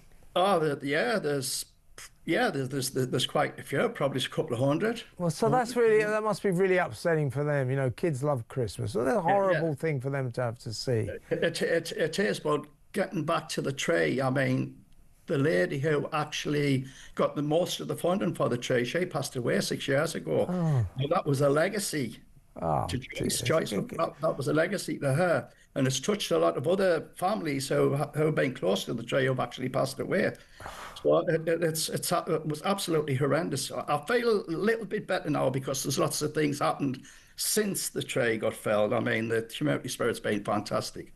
Yeah, I gather, Stephen, that you've sort of propped it up I mean, it's still dead, but you've got it up vertical and the lights are on, so it looks good. So that's great. Are you going to sort of try and get a replacement or something? Yeah, right. The plan is in the new year. I mean, this has gone global. There's families from Quite right too. Yeah. In Australia, you know, we've had messages from Australia. That's how far it's gone. This has gone global as well as throughout the UK. Yeah. But the plan is actually when we propped it, we just put a steel pipe over the base. Got high up, lifted the tray up and dropped it in. Yeah. Dropped it into the pipe and we taped it up, and it looks lovely. It's all lit up. Yeah. But the plan is in the new year. There's a crowdfunding operation going on, and the last I heard 2 days ago, there was over £2,500 in that. Okay, the money's coming in, and the plan is, because you've got to do this before March, the plan is to get a machine and get the old tray out altogether and get a new one planted. I mean, who knows who did this or why they did it, but I don't know if you're aware. I mean, the chopping down of Christmas trees is becoming a bit of a thing, particularly in Germany, you know, which is probably the European country that embodies the Christmas spirit more than anywhere else. All these Christmas markets, the felling, like your village suffered, the felling of Christmas trees has turned into almost an epidemic. It's as if people just don't like the spirit of Christmas, that somehow or other they're trying to destroy our happiest time of the year, don't you think? Yeah, well, there's something going off, isn't there? One way or another, there's something happening throughout the world, and I don't think it's just like Germany or the UK. It's happening in a lot of countries. But no, I can't understand it. I can't put my finger on it. I think it's just mindless vandalism. Yeah. And there's nobody got a vendetta against the resident association, myself in the village.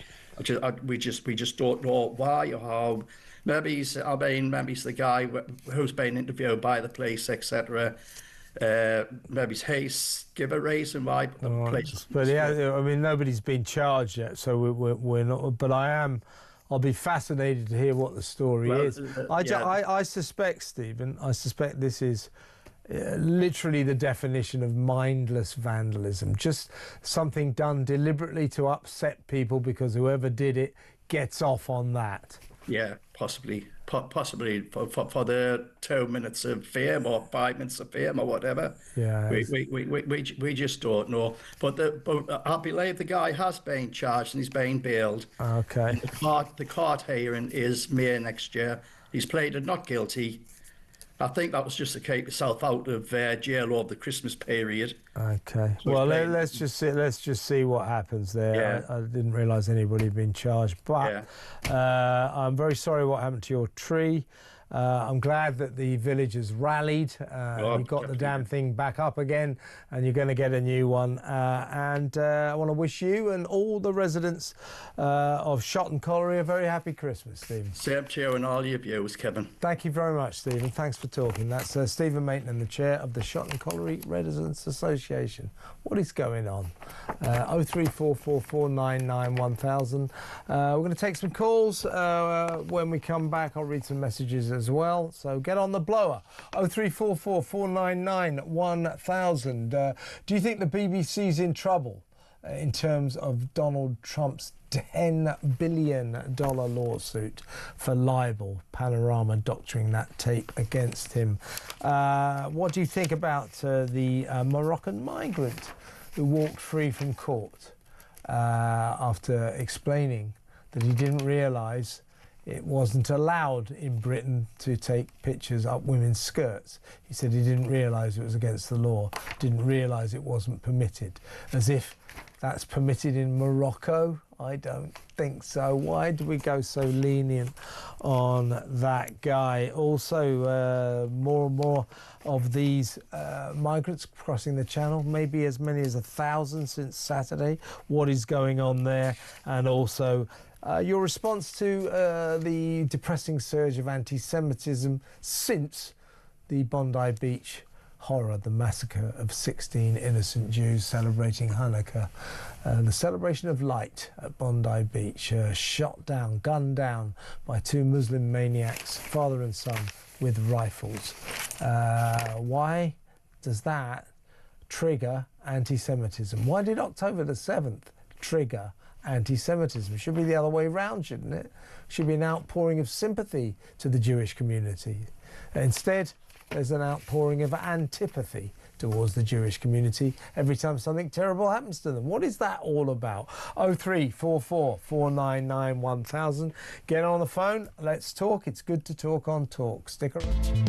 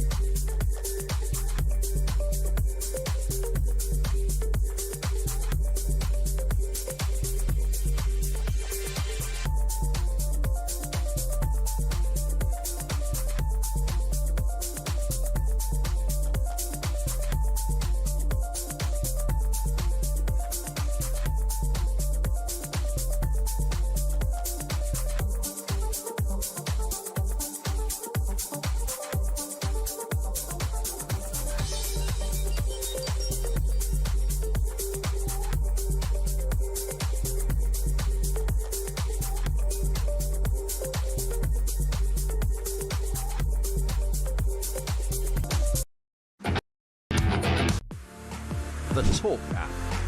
You can watch, catch up and listen to all your favourite shows and podcasts anytime, anywhere, all on the Talk app.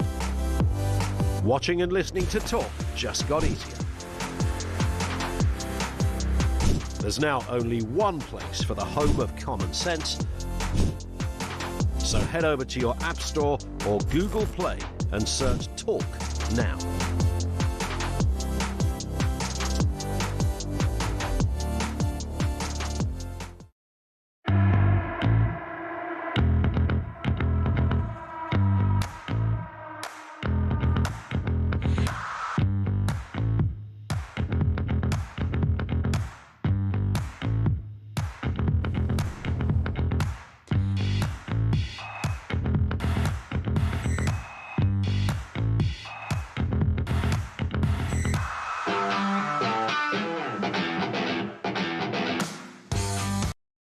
Across the UK, on DAB+, on YouTube, on your mobile, and on your side.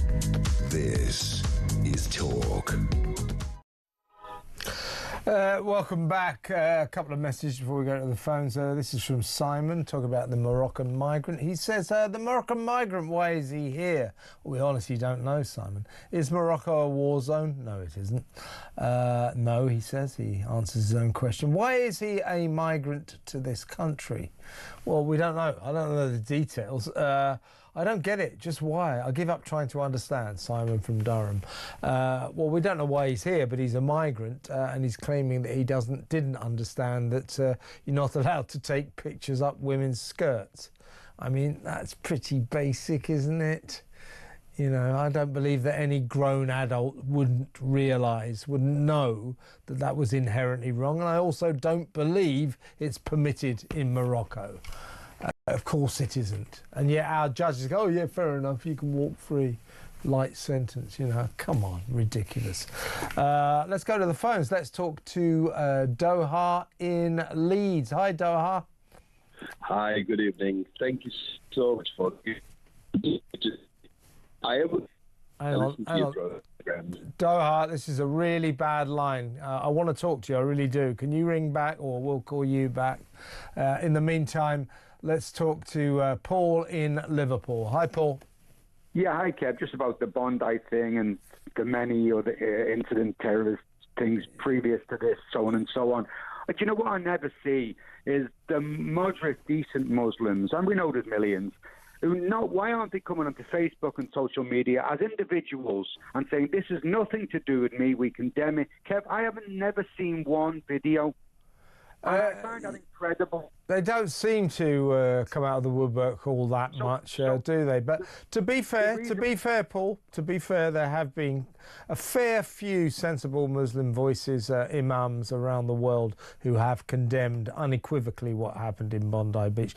We mustn't run away with the idea that, the majority of Muslims are all nutters and they're all maniacs who go around shooting Jews. No. The vast majority of Muslim people are decent, moderate human beings, same as the rest of us. But they've got this extremist element to some of them. But Kev, the only way they're going to stop this is, see, those imams, if they're sort of the front, no one can sort of put them down. They're at the top of the tree. Yeah. Are the moderate Muslims scared of the backlash as well? That's what I think. Well, I don't think, to be fair, I don't think... Well, there may be something in what you say. I honestly don't know. But as I say, there's a fair few moderate, sensible Muslim voices who have sounded a note of reason in this horror. So, in fairness, they're not entirely silenced. But I know what you mean, Paul. Good call as always. Thank you for ringing. Paul in Liverpool. Let's go back to Doha in Leeds. I hope he's got a better line now. Hi, Doha. Hi, good evening. That's better. That's better. Yeah. I hope you can hear me. I can now. I can. Thank you so much for giving me the opportunity, and I'm really grateful that you've talked about that the vast majority of Muslims. Yeah, look, I want to make that. I want to stress that. I always say, in the end, most human beings are the same, including Muslims, including Jews, including Christians, including Buddhists, Hindus. We're all just trying to get by. We're all trying to keep a roof over our heads and feed the kids. That is the unifying truth, universal truth that I think unites all of us. And that is the case for most Muslims. But then again, you get these two maniacs in Bondi Beach with rifles shooting Jews down purely for being Jewish. That is disturbing. Absolutely. And I think majority, well, not just majority, I would say vast majority of Muslims. And by the way, I'm a proud British Muslim with my grandfathers serving in World War II, and what have you. My three daughters, I've got three daughters, and two of them are RAF cadets. So the thing is, we love Britain. We're peace-loving people. British patriot. You're British patriots, aren't you? Yeah, absolutely. And we're not from Mars. We're humans ourselves, like anybody else, and we want to have a good life for ourselves that our future and fame. Exactly. What I was just saying, the universal principles that unite us all. Same aspirations like anybody else. Yeah, absolutely. However, listening to your radio, and I really enjoy listening to your radio because, the critique that you offer is very important, for any government to listen to is the reason when people talk about and criticize some of the policies. Now, the thing about blaming, sometimes it sounds as if it's a bit of a monologue going, one-way sort of traffic on your radio. And that would really put a lot of people off. So it's good to have a dialogue. It's good to have diversity of opinion where people can say freely, both sides of the argument. I think you're absolutely right in condemning, and every single one of us condemns unequivocally what happened on Bondi Beach. Yep. But let's not forget the guy, the hero, Ahmed Al-Ahmed. By the way, I thought that was fantastic. I thought, there lies the hope. Here's this guy who just happened to be Muslim, just happened to be from Syria, running a local fruit shop there. Hero of the day, an extraordinary act of heroism. And I think it's brilliant that he's a Muslim. I think it's a really special event, that. And if we go back, we're all from the Abrahamic faiths, and if you think about it, we're all cousins that way as well. So when people are anti-Semitic, they're not just anti-Semitic in terms of anti-Jewish people; they're anti any religion, Abrahamic faith. If you know what I mean. Yeah, but I mean, let's whoa there. There is a problem around the world with anti-Semitism, the hatred of Jews, just because they're Jews. We have a big problem here. They've got a massive problem in Australia, and I don't understand why, after an atrocity like October the 7th, that there's an explosion of anti-Semitism here in this country. And we've seen similar signs here in Britain after Bondi Beach. I don't understand that. Jews get killed and everybody explodes in anti-Jew hatred. I don't get it. There's absolutely no justification for that. And similarly, there is 300% rise in Islamophobic attacks as well, and attacks on Muslim women. Yeah, because that will happen. That will happen. Some people will react to what happened in Bondi Beach, or for that matter on October the 7th, and they'll take it out on Muslims, all too often completely innocent Muslims who just happen to be Muslims. And that's what happens when you have these extremists who sort of basically disturb everything, disturb the decency of us all, and things run out of control. Prejudice catches fire, blind prejudice against people who don't deserve it. This is the problem with... this is sounding like, music to my ears, what you're saying right now. And to be perfectly honest, I think, common sense must prevail, and it will prevail in the end. However, I've seen some terrible, terrible examples of such sort of division and divisive stuff going on. What happened in Srebrenica, for example.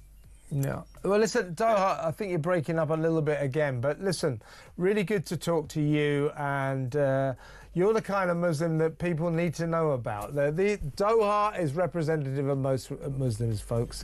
A benign and reasonable man, like the rest of us, one hopes. Doha, really good to talk to you. Doha in Leeds there. When we come back after the 9 o'clock news, I'm going to talk to Philip Kisley from the New Culture Forum. We're going to talk about the BBC and its continuing problems. What can be done to save this national institution from its downhill slide into oblivion, it seems? What can be done? That next, stay tuned.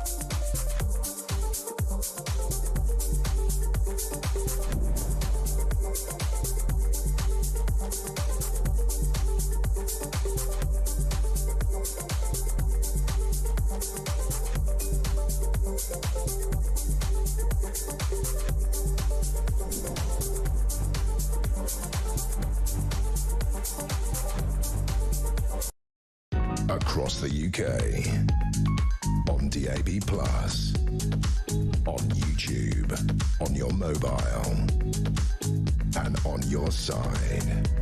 This is Talk.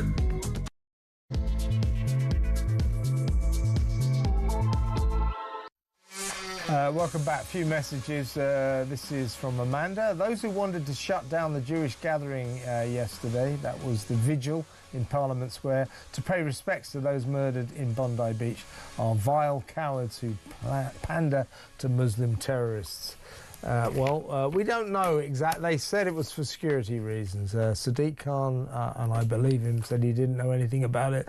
And to be fair to the mayor, he is appalled by what his officials did. They shouldn't have been thinking of any reason. Security, I don't care. No reason is good enough to stop Jewish people here in London paying their respects, their tribute to Jewish people who were murdered, massacred, 16 of them in Australia and Bondi Beach. No reason is good enough. But Amanda has her theories as to why that happened. Very quickly, you're going to read this one out. This is from Martin in Aberdeenshire. May I suggest one of your researchers locates a YouTube video posted by a Muslim in the United Arab Emirates. It has moderated my view on Muslims. In the video, he challenges and condemns why the killing was done to peaceful people celebrating a religious event, talking about the Jews in Bondi Beach. He offered his condolences and questioned why we, the West, do not ban the Muslim Brotherhood. They are a poisonous and terrorist organisation who seem to find support in all the despots: Sudan, Eritrea, Sudan, Syria. We do not want these people here in our society, neither do true Muslims. It's true, several Muslim countries have banned the Muslim Brotherhood. They are seen by many as a dangerous extremist organisation. Why are they still legal here in Britain? Why do you think that is? It is a bit strange. 03444991000. I just want to play a last message. This is from Grandad, not my granddad. He's not around anymore. Hasn't been for many years, actually. Grandad says, yeah, I'm fed up with Kevin. That's me. I'm fed up with Kevin moaning about things. When is he gonna actually do something about all the chaos? What do you expect me to do, Grandad? Really? What am I supposed to do? I'm just doing my job, relaying the facts, reporting the news. You know, that's what I do. It's not my job to go out there and sort things out. That's supposed to be Keir Starmer's job. Not doing very well, is he? 03444991000. Get on the phone. We're going to be taking your calls in about 20 minutes or so. You know what we're talking about. Now, let's go over. I want to talk about the BBC, do a bit of a deep dive, really, in the light of the fact that to their shock and dismay over at Broadcasting House, Donald Trump, as I always knew, has come good with his threat to sue the BBC for Panorama lying about him, doctoring tape, editing footage to make it look as if he, on January the 6th, 2021, called upon the mob to march violently on Capitol Hill, fight, and to basically cause insurrection. He did nothing of the sort. He says that they have defamed him, maliciously defamed him. He wants $10 billion. I don't suppose he'll get that, but I think it will be difficult for the state broadcaster to defend itself on this one, because it's already admitted that it did this. It's admitted that it basically told lies about him. So how can Trump lose?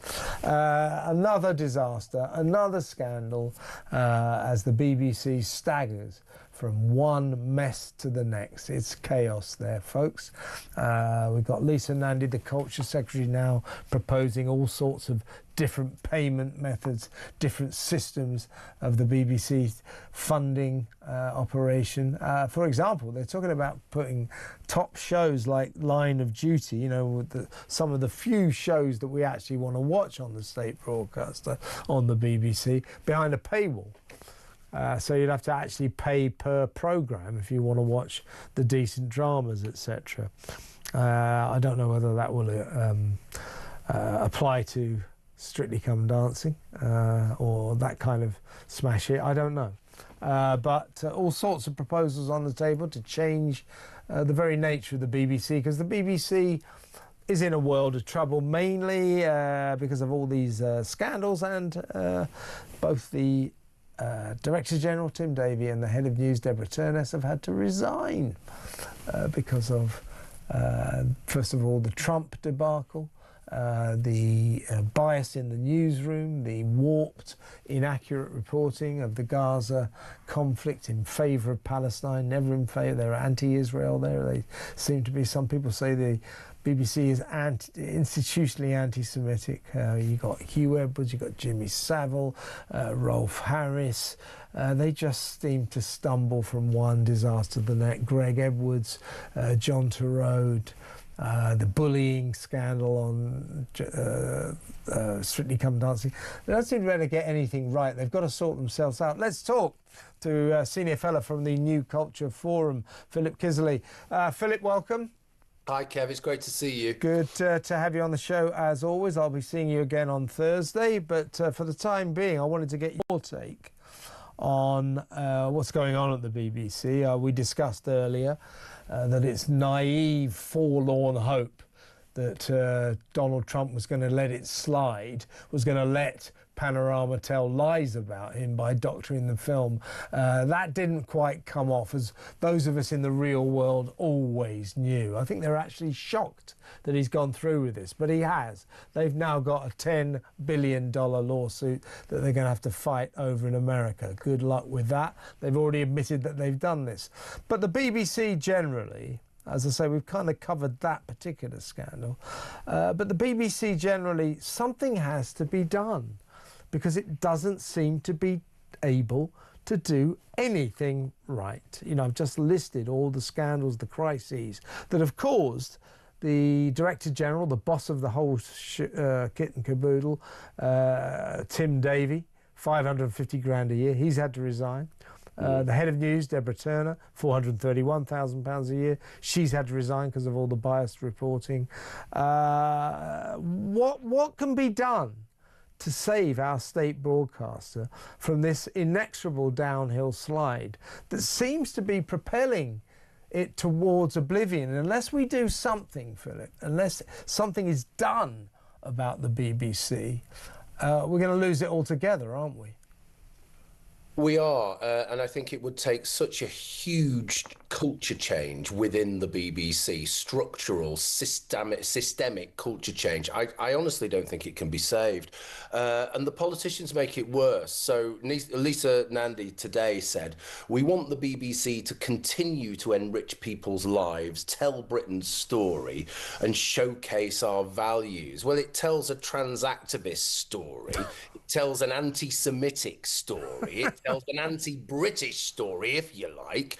And I'm not quite sure what British values means in this context. So and in their corner, you know, they've got the buffoon Ed Davey and the idiot Stephen Kinnock saying, oh, it was a mistake. You know, and a mistake. So what, Philip? It doesn't. You know, you can't say, "Oh, you know, I called you a mass murderer, and you're not a mass murderer. It was a mistake. Sorry." Well, what happens then is you get sued for libel. That's what happens in the real world. The BBC's contention that somehow or other it is immune from the normal defamation legal process is one more sign that our state broadcaster is sick in the head. It's the establishment, as I'm saying. The BBC are very much part of that liberal, woke, identitarian establishment, like these politicians, and they don't help each other. They're just making it worse. The British public is looking on and feeling more and more exasperated, and more like they want the ship to sink. I think many of them. I mean, Trump's asking for what, 10 billion, and they've got an annual turnover of 5.9 billion.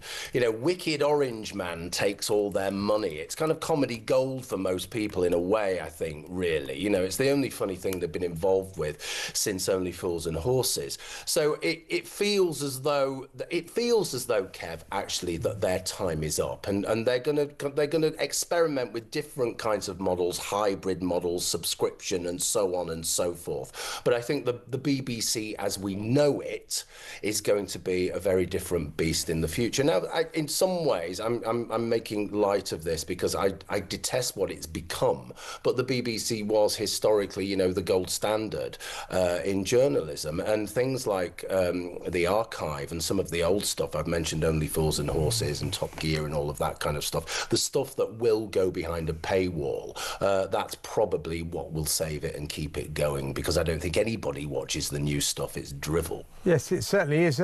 Why, I think this sort of cuts to the heart of what's wrong with our state broadcaster, what's wrong with the BBC, and that those of us who still soldier on with it have to pay the best part of £180 a year compulsorily for our TV licence. Many people now just not bothering to do this. But the other day, a newsreader on the BBC described Bethlehem as the place where most Christians believe that Jesus Christ was born. Most Christians? Yeah. Yeah. I mean, this is the Christian country. The BBC should just describe Bethlehem as the birthplace of Jesus. Exactly. Why does it have to prevaricate about this? Why does it have to say, well, most Christians sort of believe that maybe Jesus was born in Bethlehem? The BBC has become the clarion caller for those who try to destroy our traditions, I think. I think that's a really important point. What they do is they try to rubbish our culture, denigrate it, and champion every other culture in the world. This is asymmetric multiculturalism, isn't it? And they're absolutely at the heart, and they're carrying the torch there. I think people are just frightened of being lied to, and the BBC have been caught out so many times lying. People are fed up of the ridiculous bias, the ideological bias that works against the general public, that says the general public is stupid, that says the general public is bigoted. When was the last time you saw genuine white working class people on the BBC and being championed like every other group? When was the last time you saw reform voters getting a decent hearing? When was the last time you saw, Question Time being fair? None of these things. People just instinctively know when you're watching Question Time, well, maybe the audience is rigged, because we see all of this stuff in the news. When we see the news, we know we're not going to get honest, unbiased reporting. This is a public service broadcaster. We're not going to get what we're supposed to get. We're gonna get propaganda, and we're gonna get anti-Semitic propaganda. We're gonna get anti-British propaganda, and people are just sick of it. And the cherry on the cake is that most people are forced to pay for this. Yeah. If you want the BBC and you want other services, then you have to pay for the damn thing. And that's the ultimate insult. It's lies, it's propaganda, and it's an insult. And people just won't stand for it anymore because there are so many brilliant alternatives like this Channel 4 example. Yeah, there are, the best part of 22,000 people who work for our state broadcaster. I think I'm right in saying it's the biggest broadcaster in the world. And used to be a source of great pride for this nation.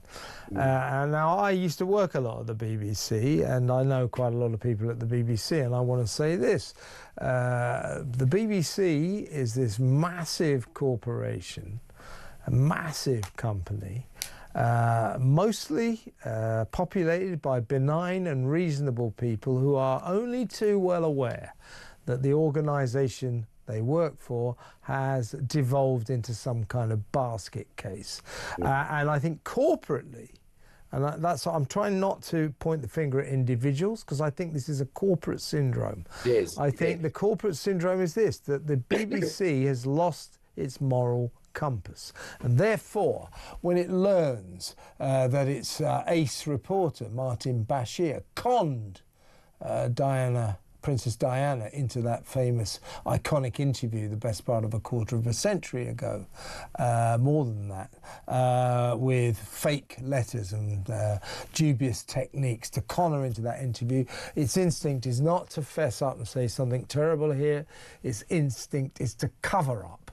Jimmy Savile, They knew there was something wrong with this guy. What did they do when Newsnight, to be fair, they investigated it themselves. They investigated their own. Newsnight was on the point of running a story about just what a monster Jimmy Savile, the star of Jim'll Fix It and Radio 1, actually was. Or what did the BBC do? They pulled that report because Shane, he was dead by then, Jimmy Savile, thank Christ. But they didn't want that report out because Shane Ritchie was going to stand in for a special Christmas edition of Jim'll Fix It, a tribute to Jimmy Savile. So they pulled the report about the truth that Jimmy Savile was a mass sex abuser, paedophile monster. They pulled that report in order to pay tribute to him on Christmas Day with a new mocked-up version of Jim'll Fix It, starring Shane Ritchie. They barely knew what to do with Hugh Edwards when he turned out to be a paedophile. They didn't know what to do about Rolf Harris, who was always on their shows, also a paedophile. Stuart Hall, a sex predator. They just don't know what to do about these people. What they should do, Hugh Edwards, get out of here. You're fired. You're fired. We don't care that you announced the Queen's death. So they've, somewhere down the line, corporately, it seems to me, Philip, the BBC has lost track of its moral compass. That's why it feels no compunction about being openly, outrageously prejudiced against Israel in its reporting of the Gaza conflict. You know, thousands of examples of lies and slanted reports that it's been telling about that conflict, and so on and so forth. It doesn't know its direction. It has no moral compass. Yeah, I think that's absolutely right. And I think it's a devastating combination of two things, Kev, pretty much that you've outlined. One is short-sighted corporate sleaze, okay, wanting to just cover up everything and maybe people won't notice. I think they're going to notice, and they have noticed, okay? And that's why they're in this terrible position. But also, on the other side of that, there's a kind of perpetual adolescence and adolescent activism that defines their work, that defines their ethos and defines their investigative journalism, actually. And that's not enough for the that's not enough for the British public. It's immature, it's silly, it's university activism. And this is the kind of person that now is being employed. It's a class thing as well, Kev, okay? So it's these middle class graduates that are all flocking to the BBC, and working class people don't get a look in anymore. You know, we always talk about kind of, you know, the class barriers are falling down, and Britain isn't class ridden like it used to be. Oh yes, it is. Yeah. And these woke people are absolutely the biggest snobs we've ever had in this country. You throw the kind of, you know, the as I say, the asymmetric kind of multiculturalism in, you know, the DIE diversity and all of that kind of thing, and you have a recipe for disaster. You can't have an open, unbiased national broadcaster that does what it's supposed to do when it's mired in all of this stuff. It just doesn't work, Kev. I think that we have to impose upon the BBC some kind of commercial imperative. First of all, that would ground them. It would make them more citizens of the real world. When they make a programme, they don't have to care whether anybody likes it, if anybody enjoys it, anybody wants to watch it, be it radio or television.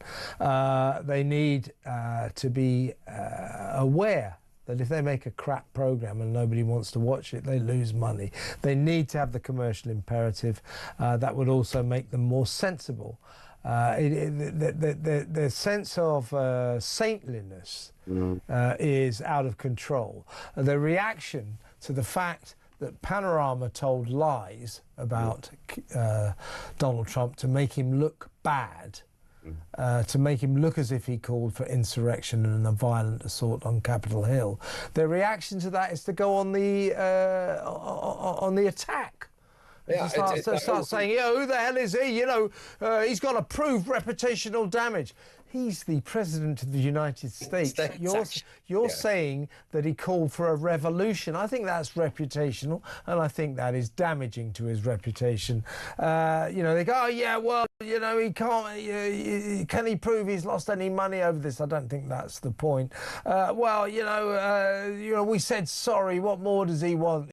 Come on, it was an honest mistake. They go on the attack. They should be on the grovelling defence because they are in big trouble. So they can't even think straight anymore. No, and they always do that. If the views are low and the viewers don't like what they're doing, then it's the viewers' fault. It's not actually their fault. So they do need to be grounded in the real world. And of course, they just haven't kept up with the massive changes in the sector over the last decade or so. I mean, I'm thinking about where I'm from, New Culture Forum on YouTube. We're producing documentaries that they should be producing. And we're doing it on a tiny part of the budget. I'm thinking about this channel, producing real news and actually interrogating things in a way that they just don't do. And this is the real tragedy is that we grew up with the BBC. They were part of who we were. They were actually, going back to what the nonsense that Lisa Nandy was spouting, they were at one time, they were part of the British identity. They were about what we were about. But I suppose the problem is the establishment has no idea what Britain is about now. And that's reflected in the output from the BBC. It's so out of touch. It's so, there's a revolution happened in media. There's a revolution happened in culture, and it seems like they're a million miles behind. Yeah, I'll give you a good example of that. One of their defences, I totally agree with you, by the way. There's something very anachronistic about the BBC. The BBC TV licence in itself is anachronistic, it's outmoded, it's ridiculous. We always were the only country on the face of the planet that if you didn't pay for your TV entertainment, you could go to prison. Hardly a liberal kind of Western democracy kind of thing to do. But they're now saying, the thing is that Donald Trump can't possibly win this case because he's pursuing it in America. In Florida. He's got to prove that anybody saw this programme in America. And I want to just say to them, oh, hello, you old boys in your grey suits. Have you heard of that thing? Newfangled, I know. It's called YouTube. I mean, YouTube has made every single television programme global.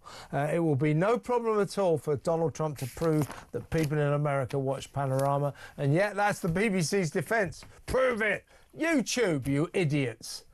Yeah, it just feels. I mean, it's quite sad. It's twee in a way, isn't it? It's what planet are you on? And it feels, but ultimately, again, that represents just their distance from who and what we are. I'm talking about the British public here, and I'm thinking what's going to happen I'm thinking what's going to happen very much at the moment. What's going to happen in politics over the next 2 or 3 years? My guess is we'll talk an awful lot about it. But where's that going to leave the BBC? I mean, they've already made a huge enemy of Nigel Farage, for example. What happens if he becomes Prime Minister?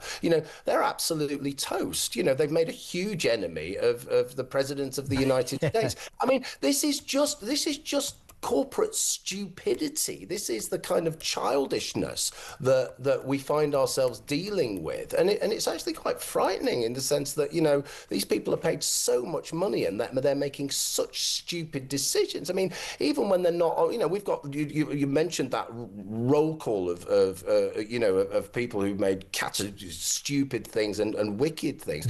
Throw Gary Lineker in there, for example, bearing in mind what he's shared on social media. Actually throw Nick Robinson in there, what he was sharing on social media about Jews the other day. You know what I mean? They just can't keep their mouths shut, or they just say the wrong thing all the time. And it comes back to the same thing. It's just stupidity. And in a way, it feels like they deserve all they get. Obviously, he's not going to get 10 billion, but they're looking He'll get quite a lot, in my view. They don't seem to think he's going to get anything. Here's what, to go to the sort of point of of this discussion. Here's what I think the BBC needs to do. It's got a departing Director General, Tim Davie. He's still there. So the people who are in the frame to get the job are all women, of course. So we're almost certainly going to get our first female Director General. Nothing wrong with that. Probably about time, to be honest with you. They will go, oh, it's good. This candidate really knows that worked at the BBC, was head of the BBC, one really knows about the BBC. No. What we need is a Director General who does not understand the BBC, does not know about the BBC, and will be able to walk in and say, this is a madhouse. I'm going to make it sane. Yeah, I think they need to rip it up and start again. And they could do one really novel thing, actually. Yeah. They could ask what the British public wants. Well, I don't think they'd like to do that. But yeah, I wish that they would. Philip, got to move on, but excellent to talk to you. I'll see you on Thursday. Philip Kisley there, Senior Fellow at the New Culture Forum. What do you think should be done to the BBC? How can we save the BBC? You know me, I have a go at the BBC all the time because I do think it's become a rather malevolent and dangerous, inaccurate force within our midst. But I don't want it to go. I want it to survive. It needs to change, though. It needs to change its business model. It needs to stop prosecuting thousands of people every year for not paying their licence, often old people, women who live on their own, that kind of. It needs to stop all this, does it not? It needs a whole new direction, a whole new management style. What should we do? What can we do to save the BBC? Give me your ideas. 03444 99 1000. We're going to go to break now. We're going to take your calls. I'll read some messages and maybe some WhatsApp voice notes as well. When we come back, stick around.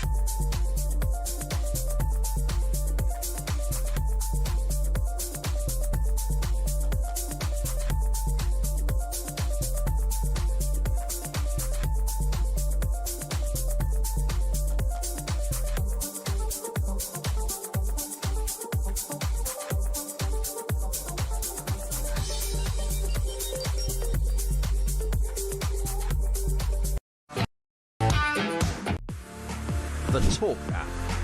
You can watch, catch up and listen to all your favourite shows and podcasts anytime, anywhere, all on the Talk app. Watching and listening to Talk just got easier.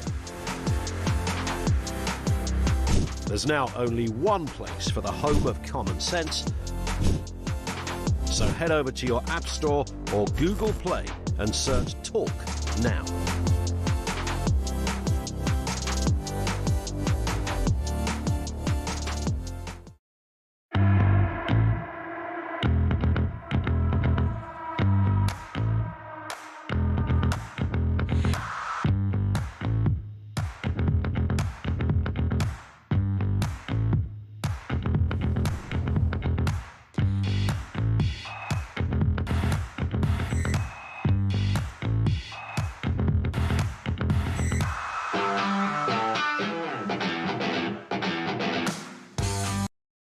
Across the UK, on DAB+,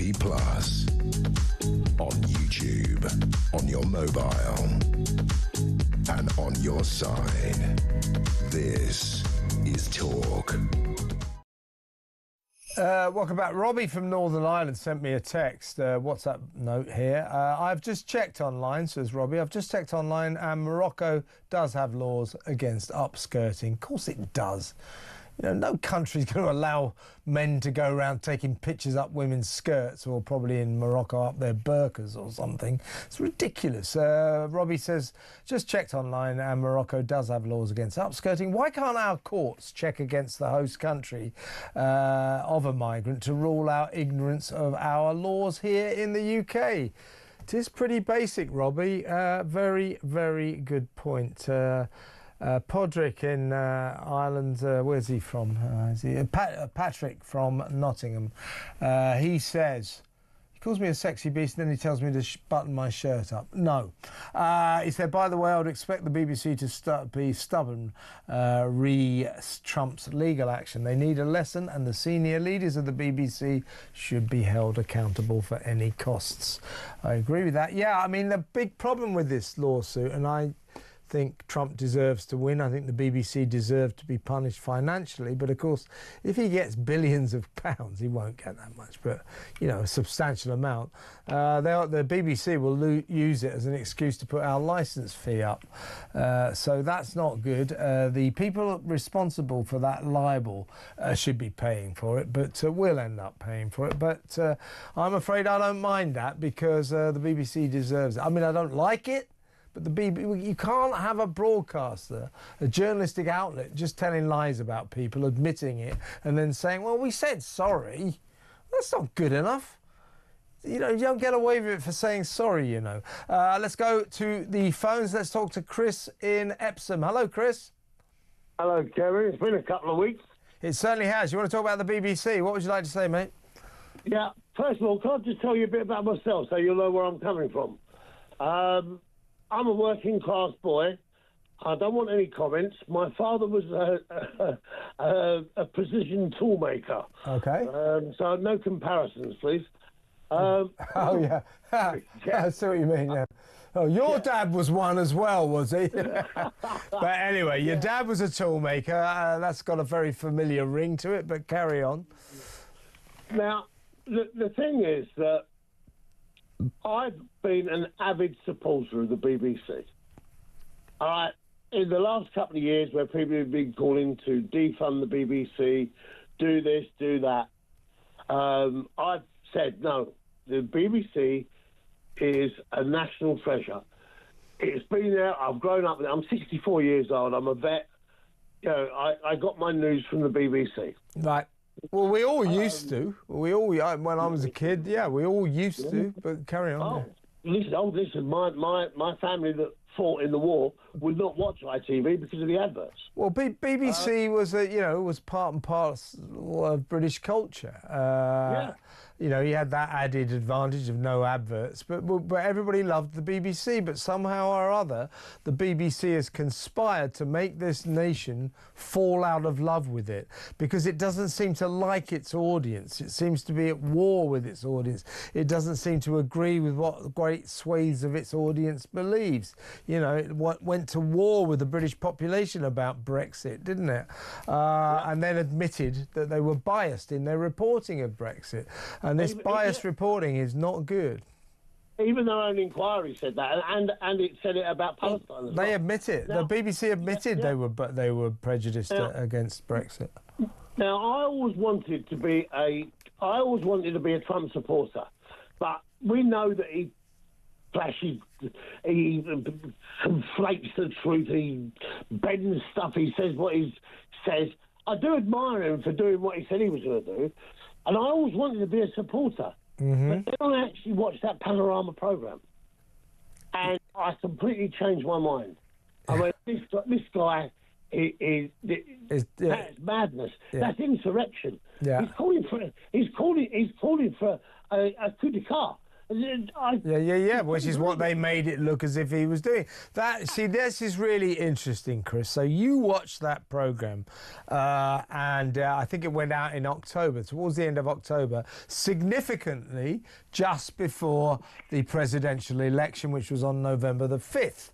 So just before that, the BBC puts this out, this Panorama documentary. It was called Donald Trump, A Second Chance. And it deliberately made him look bad. It made him look as if he called for insurrection, as if he called for a violent assault on Capitol Hill, which he did nothing of the sort. They've admitted they did that, but the fact that it completely changed your mind about Donald Trump is exactly why he's suing. That the BBC made him look bad, and you believed him to be bad when you watched that show, but it was full of lies. Yeah, absolutely. And there's two other things, Kevin, as well. Mm-hmm. Not only did that change my mind, all right, but this evening, at 6 o'clock this evening, I watched the BBC News. Yeah. Now, they reported on Bondi, all right? Yeah. There was absolutely no mention of it being a Jewish celebration. It was put across as an attack on people on the beach. Some of whom were Jews. Yeah, I saw that. No. Listen, absolutely, I watched it very, very carefully. What did they say, Chris? Go on, tell me. I'm interested in this. The word Jew was never used. Well, this was an early report by the BBC after. No, this is 6 o'clock tonight. Tonight? Tonight. That's You're why I'm joking. in. You're joking. No, I'm not, Kevin. Well, I can't verify that, but if what you're saying is true, that's extraordinary. That's extraordinary. It will be there, as you say, on YouTube or iPlayer. They never mention the word Jew. They never mention the word Muslim terrorist. Yeah. It was put across as just a mass shooting incident. I couldn't believe it. I sat there with my jaw. You're saying this was on the BBC tonight, 6 o'clock news. 6 o'clock news. Well, when I get home, I'm going to check that out. I mean, I've got to say this, Chris, because I don't know. We at Talk don't know. Obviously I trust you, but I've got to say we don't know if what Chris is saying is verifiable. But we will check that out. But certainly, the BBC's got form in that direction, Chris. Well, the other thing, Kevin. Yeah. Right. Panorama. All right. Yeah. I can give you. First of all, I can give you a personal experience of Panorama. Yeah, go on. In the late 70s, they sent a Panorama team to Ireland. Yeah. They missed the riots that were there, and they paid some kids from the local council estate to splash tomato sauce on them. Well, do you know this? Yeah, I'm ex-para. Yeah, I know. Okay, yeah. So you're saying that you saw this? Listen. See, Chris, the thing is, I have to be careful here. I don't know whether this is true. I can't just broadcast, Panorama went to Northern Ireland and got kids to put tomato sauce all over them to look like they've been hit by bullets. I can't do that. You're saying that. As far as I know, I've never read or seen that anywhere. Forget that one. This one's okay, well, forget that one. Yeah. Right, this one's on YouTube. Okay, all right. Now, I am no massive Tommy Robertson supporter, believe me. But have you seen? Oh no, you're going to direct me to some Tommy Robinson video, are you? That's no good, Chris. You got to tell me personal stories by all means, but don't start talking about what's on YouTube, because YouTube is just a patchwork quilt of some decent films, some ridiculous films, some packs of lies, some truths. It's not worth talking about. All right, Kevin, John Sweeney. All right. Now what? What about John Sweeney? John Sweeney approached the PA of Robertson because they'd fallen out. And he wanted you're going to talk, look, Chris, I don't want to talk about John Sweeney and Tommy Robinson. This isn't taking this anywhere, mate. But I appreciate your call, and I'm going to check out the 6 o'clock news tonight, see if what you said is verifiable, because if they didn't mention Jews or Muslims, it seems that was somewhat remiss. Good to talk to you, though, Chris. Thanks very much, Chris in Epsom. Let's go to break. When we come back, more calls, more messages. Stick around.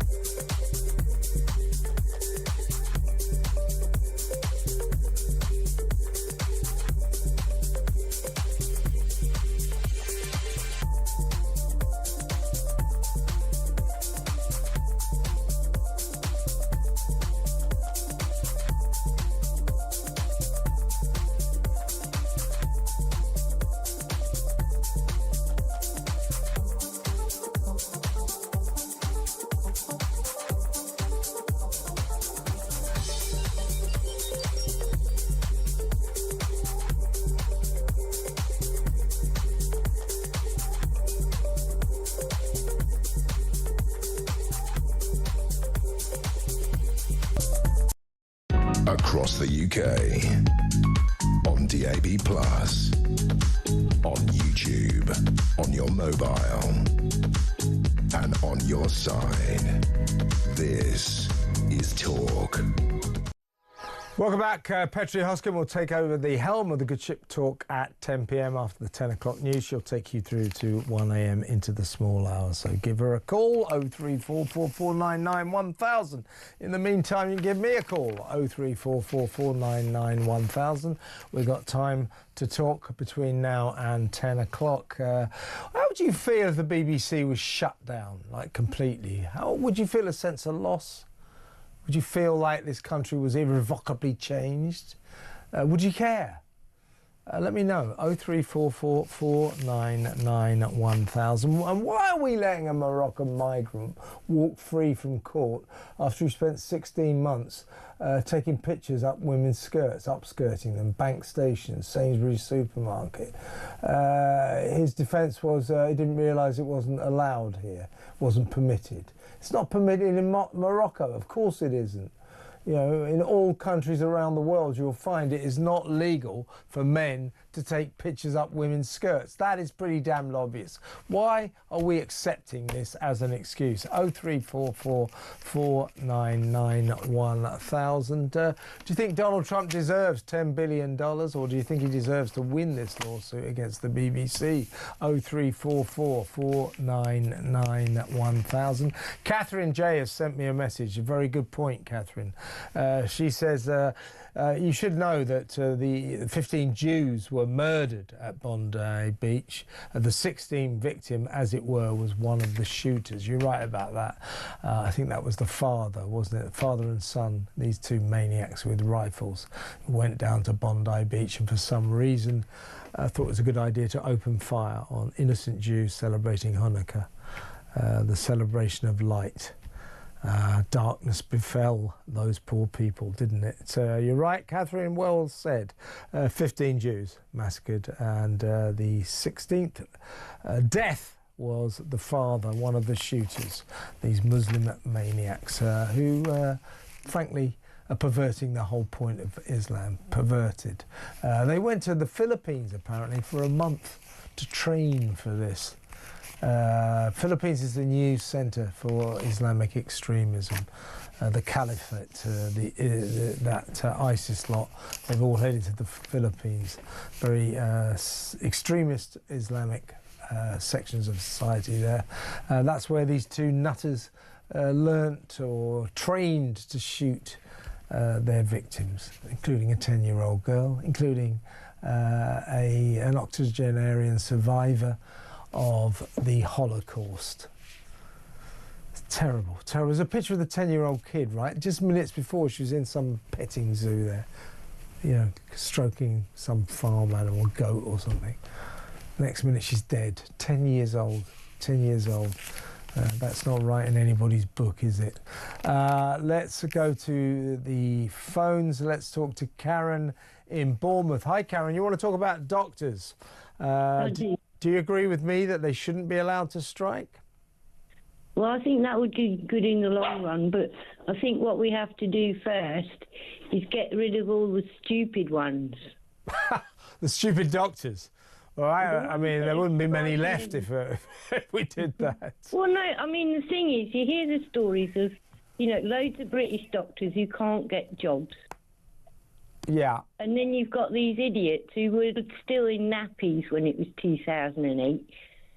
And, you know, they wouldn't know what life was like then in any way, shape or form.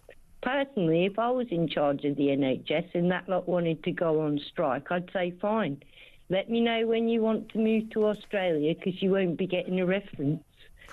I guess so. I mean, one thing we could do, Karen, is this. And I think we should. Basically, these doctors, they get their training, they learn their trade, they pass their exams, courtesy of the NHS. So this is like 7 years of intensive training, you know, as doctors, working as hospital doctors, ward doctors, learning how to be a qualified medic. We pay for that. Taxpayers pay for that. The NHS pays for that. Now, I say when they, in return for that, what we could do is say, well, you've got to work for the NHS for at least 5 years before you can quit. Instead of right now, they basically, if they want to, they can take our largesse, they can take our taxpayers' money, they can get trained at our expense, and when they've finished their training, when they've finished all of their exams, when they're fully qualified doctors, they can just hop on a plane to Australia or Canada or wherever they want. We're being idiots here, aren't we? We are, yeah. I mean, the thing is, there are some people in the National Health Service, and they work damn hard. But for one really hard-working person, you've got 3 clipboards walking around doing absolutely naff all except ticking boxes. Well, in the NHS, yeah, that's for damn sure. I think I'm right in saying there are 3,500 middle-ranking executives in the NHS earning 6-figure salaries or more, £100,000 or more. Some of them way up in the £400,000 or £500,000 a year. We're not even sure what they're doing. Well, I don't think they're sure what they're doing. They're just... Well, they're not medically qualified, which is a ridiculous situation.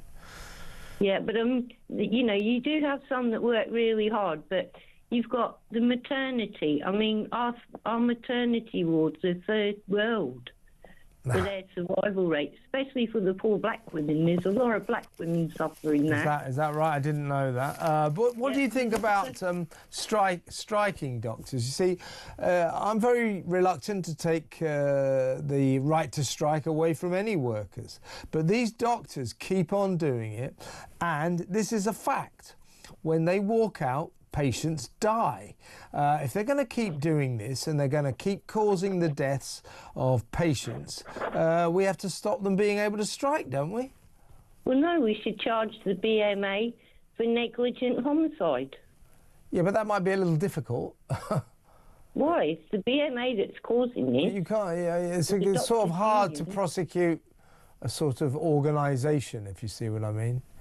Yeah, but that's the thing. Nobody's trying to prosecute anybody for anything anymore. Well, wouldn't you think it'd be a better idea not to let them strike if they're going to keep doing this? So, see, I don't want to take this right away from them. No, but I don't want to take... But, I mean, I think, you know... Well, I do now because they keep killing people, basically. Yeah, but the government got rid of the rule of how many you need to have to vote for a strike, because the Conservatives brought in a limit, didn't they? They had to have a certain percentage. Yeah.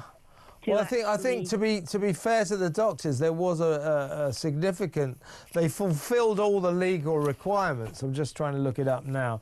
Members voted 83% to 17% to proceed with the industrial action. So they did have a pretty vast majority, to be fair. But you know, people are at risk because of this, and I don't like it. I don't know about you. Well, I don't like it either, but wasn't it only about a 30% turnout? Well, let's have a look. You know, 83% to 17%. Well, look, the point is they've passed the test. They've met the requirements for a legal vote. So there's no doubting that this strike is legal. I'm just saying it's morally wrong. We ought to think about that. Karen, I've got to move on, but great to talk to you as always. Karen in Bournemouth there. Georgina in London, hang around because we're going to go to break now. And when we come back, it is time to talk to the one and only Georgina. So that next, stay tuned.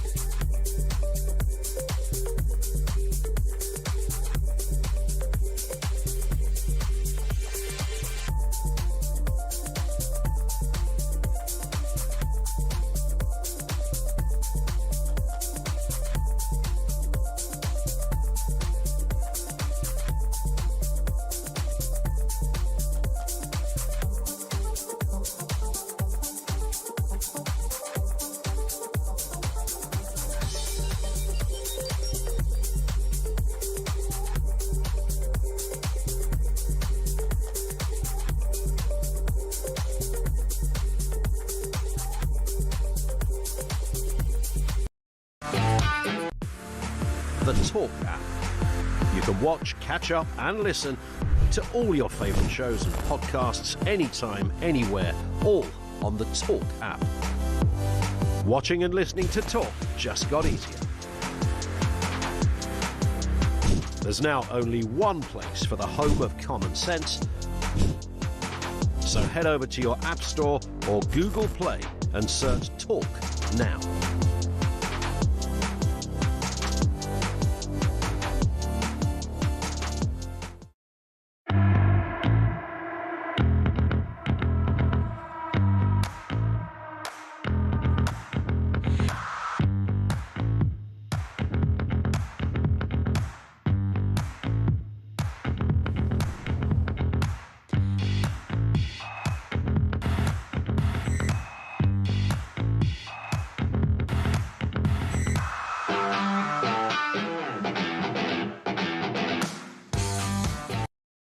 Across the UK, on DAB+, on YouTube, on your mobile, and on your side. This is Talk. Welcome back. BBC reporting that it's got a $5 billion lawsuit from Donald Trump. As far as I understood it, it was a $10 billion lawsuit. That's what he said last night. But hey-ho, maybe the BBC is trying to halve its difficulties. Who knows? Now, we were talking to Karen just now on the phone from Bournemouth. She talked about Britain's NHS third world mortality rate when it came to maternity. Well, that's a little unfair. The UK's maternal outcomes are serious and warrant improvement, but they are not on a par with the third world or third world conditions in terms of maternal mortality. She also talked about women of colour, black women. The NHS mortality rate in the UK has seen recent increases, with the latest data indicating that there are 12.8 infant deaths per 100,000 maternities. That's a rise from previous years, partly due to COVID-19, though rates have fluctuated. But there is a significant concern. This is what Karen was talking about. A significant concern is the widening ethnic disparity, with black women facing almost 3 times the risk of death compared to white women. This, according to critics, highlights the urgent need for improved inclusive care and addressing underlying social factors. I just thought we ought to clarify that, because Karen just said a third world. It's not as bad as that. It's not, but there clearly is room for improvement. Those are the facts. Right, well, it's time now for Georgina. Hi, Georgina. How are you doing? I'm fine, Kevin. I'll say what I've got to say quickly, because... No, don't worry. You've got a couple of minutes, so don't worry. OK. Well, first of all, I wanted to answer your question that you just asked about the BBC. I think next to the government we have and Harry and Meghan, I think that the BBC is the next biggest embarrassment, international embarrassment that we have. Donald Trump... I hope he does get a payout from them. He deserves one, because they've already admitted liability. Yeah, it's such a naive thing to do. The only thing the BBC can hope for is that their argument that he had no real reputation to damage and wasn't in any way hurt by what they said, the lies they told. That's the only way they can hope to win, or to not have to give him a substantial amount of money, by saying, although they made a terrible mistake and they lied about him, they didn't really do him any harm or any reputational damage. I think that's a long shot, to say the least. Absolutely. Now, I wanted to talk about the upskirting. I've been doing a little bit of research, and the countries that these people are coming from, Afghanistan, Bangladesh, all over the places that the immigrants are coming from, they have very severe penalties for people who do this kind of thing in their own country. I mean, for doing this upskirting, it can be from 2 to 5 years imprisonment. And they come over here, and it seems like we are sacrificial lambs to these men, because they're allowed to do whatever they want. Basically, they can rape the women and the children. They get very, very lenient, I think, sentences from our judicial system. We need an overhaul of our judicial system because it's not working with all this box ticking, virtue signalling, all this wokeness. Has got to stop, Kevin. The point is, Georgina, we demean the Moroccans, we demean all of these nations when we just accept that, oh, these people, they think it's okay to take pictures up women's skirts or up their burqas, as it might be in Morocco. Of course they don't think that's decent. Of course it's against their laws. That is a question of human decency. You don't invade a woman's privacy like that. Absolutely not. But the thing that really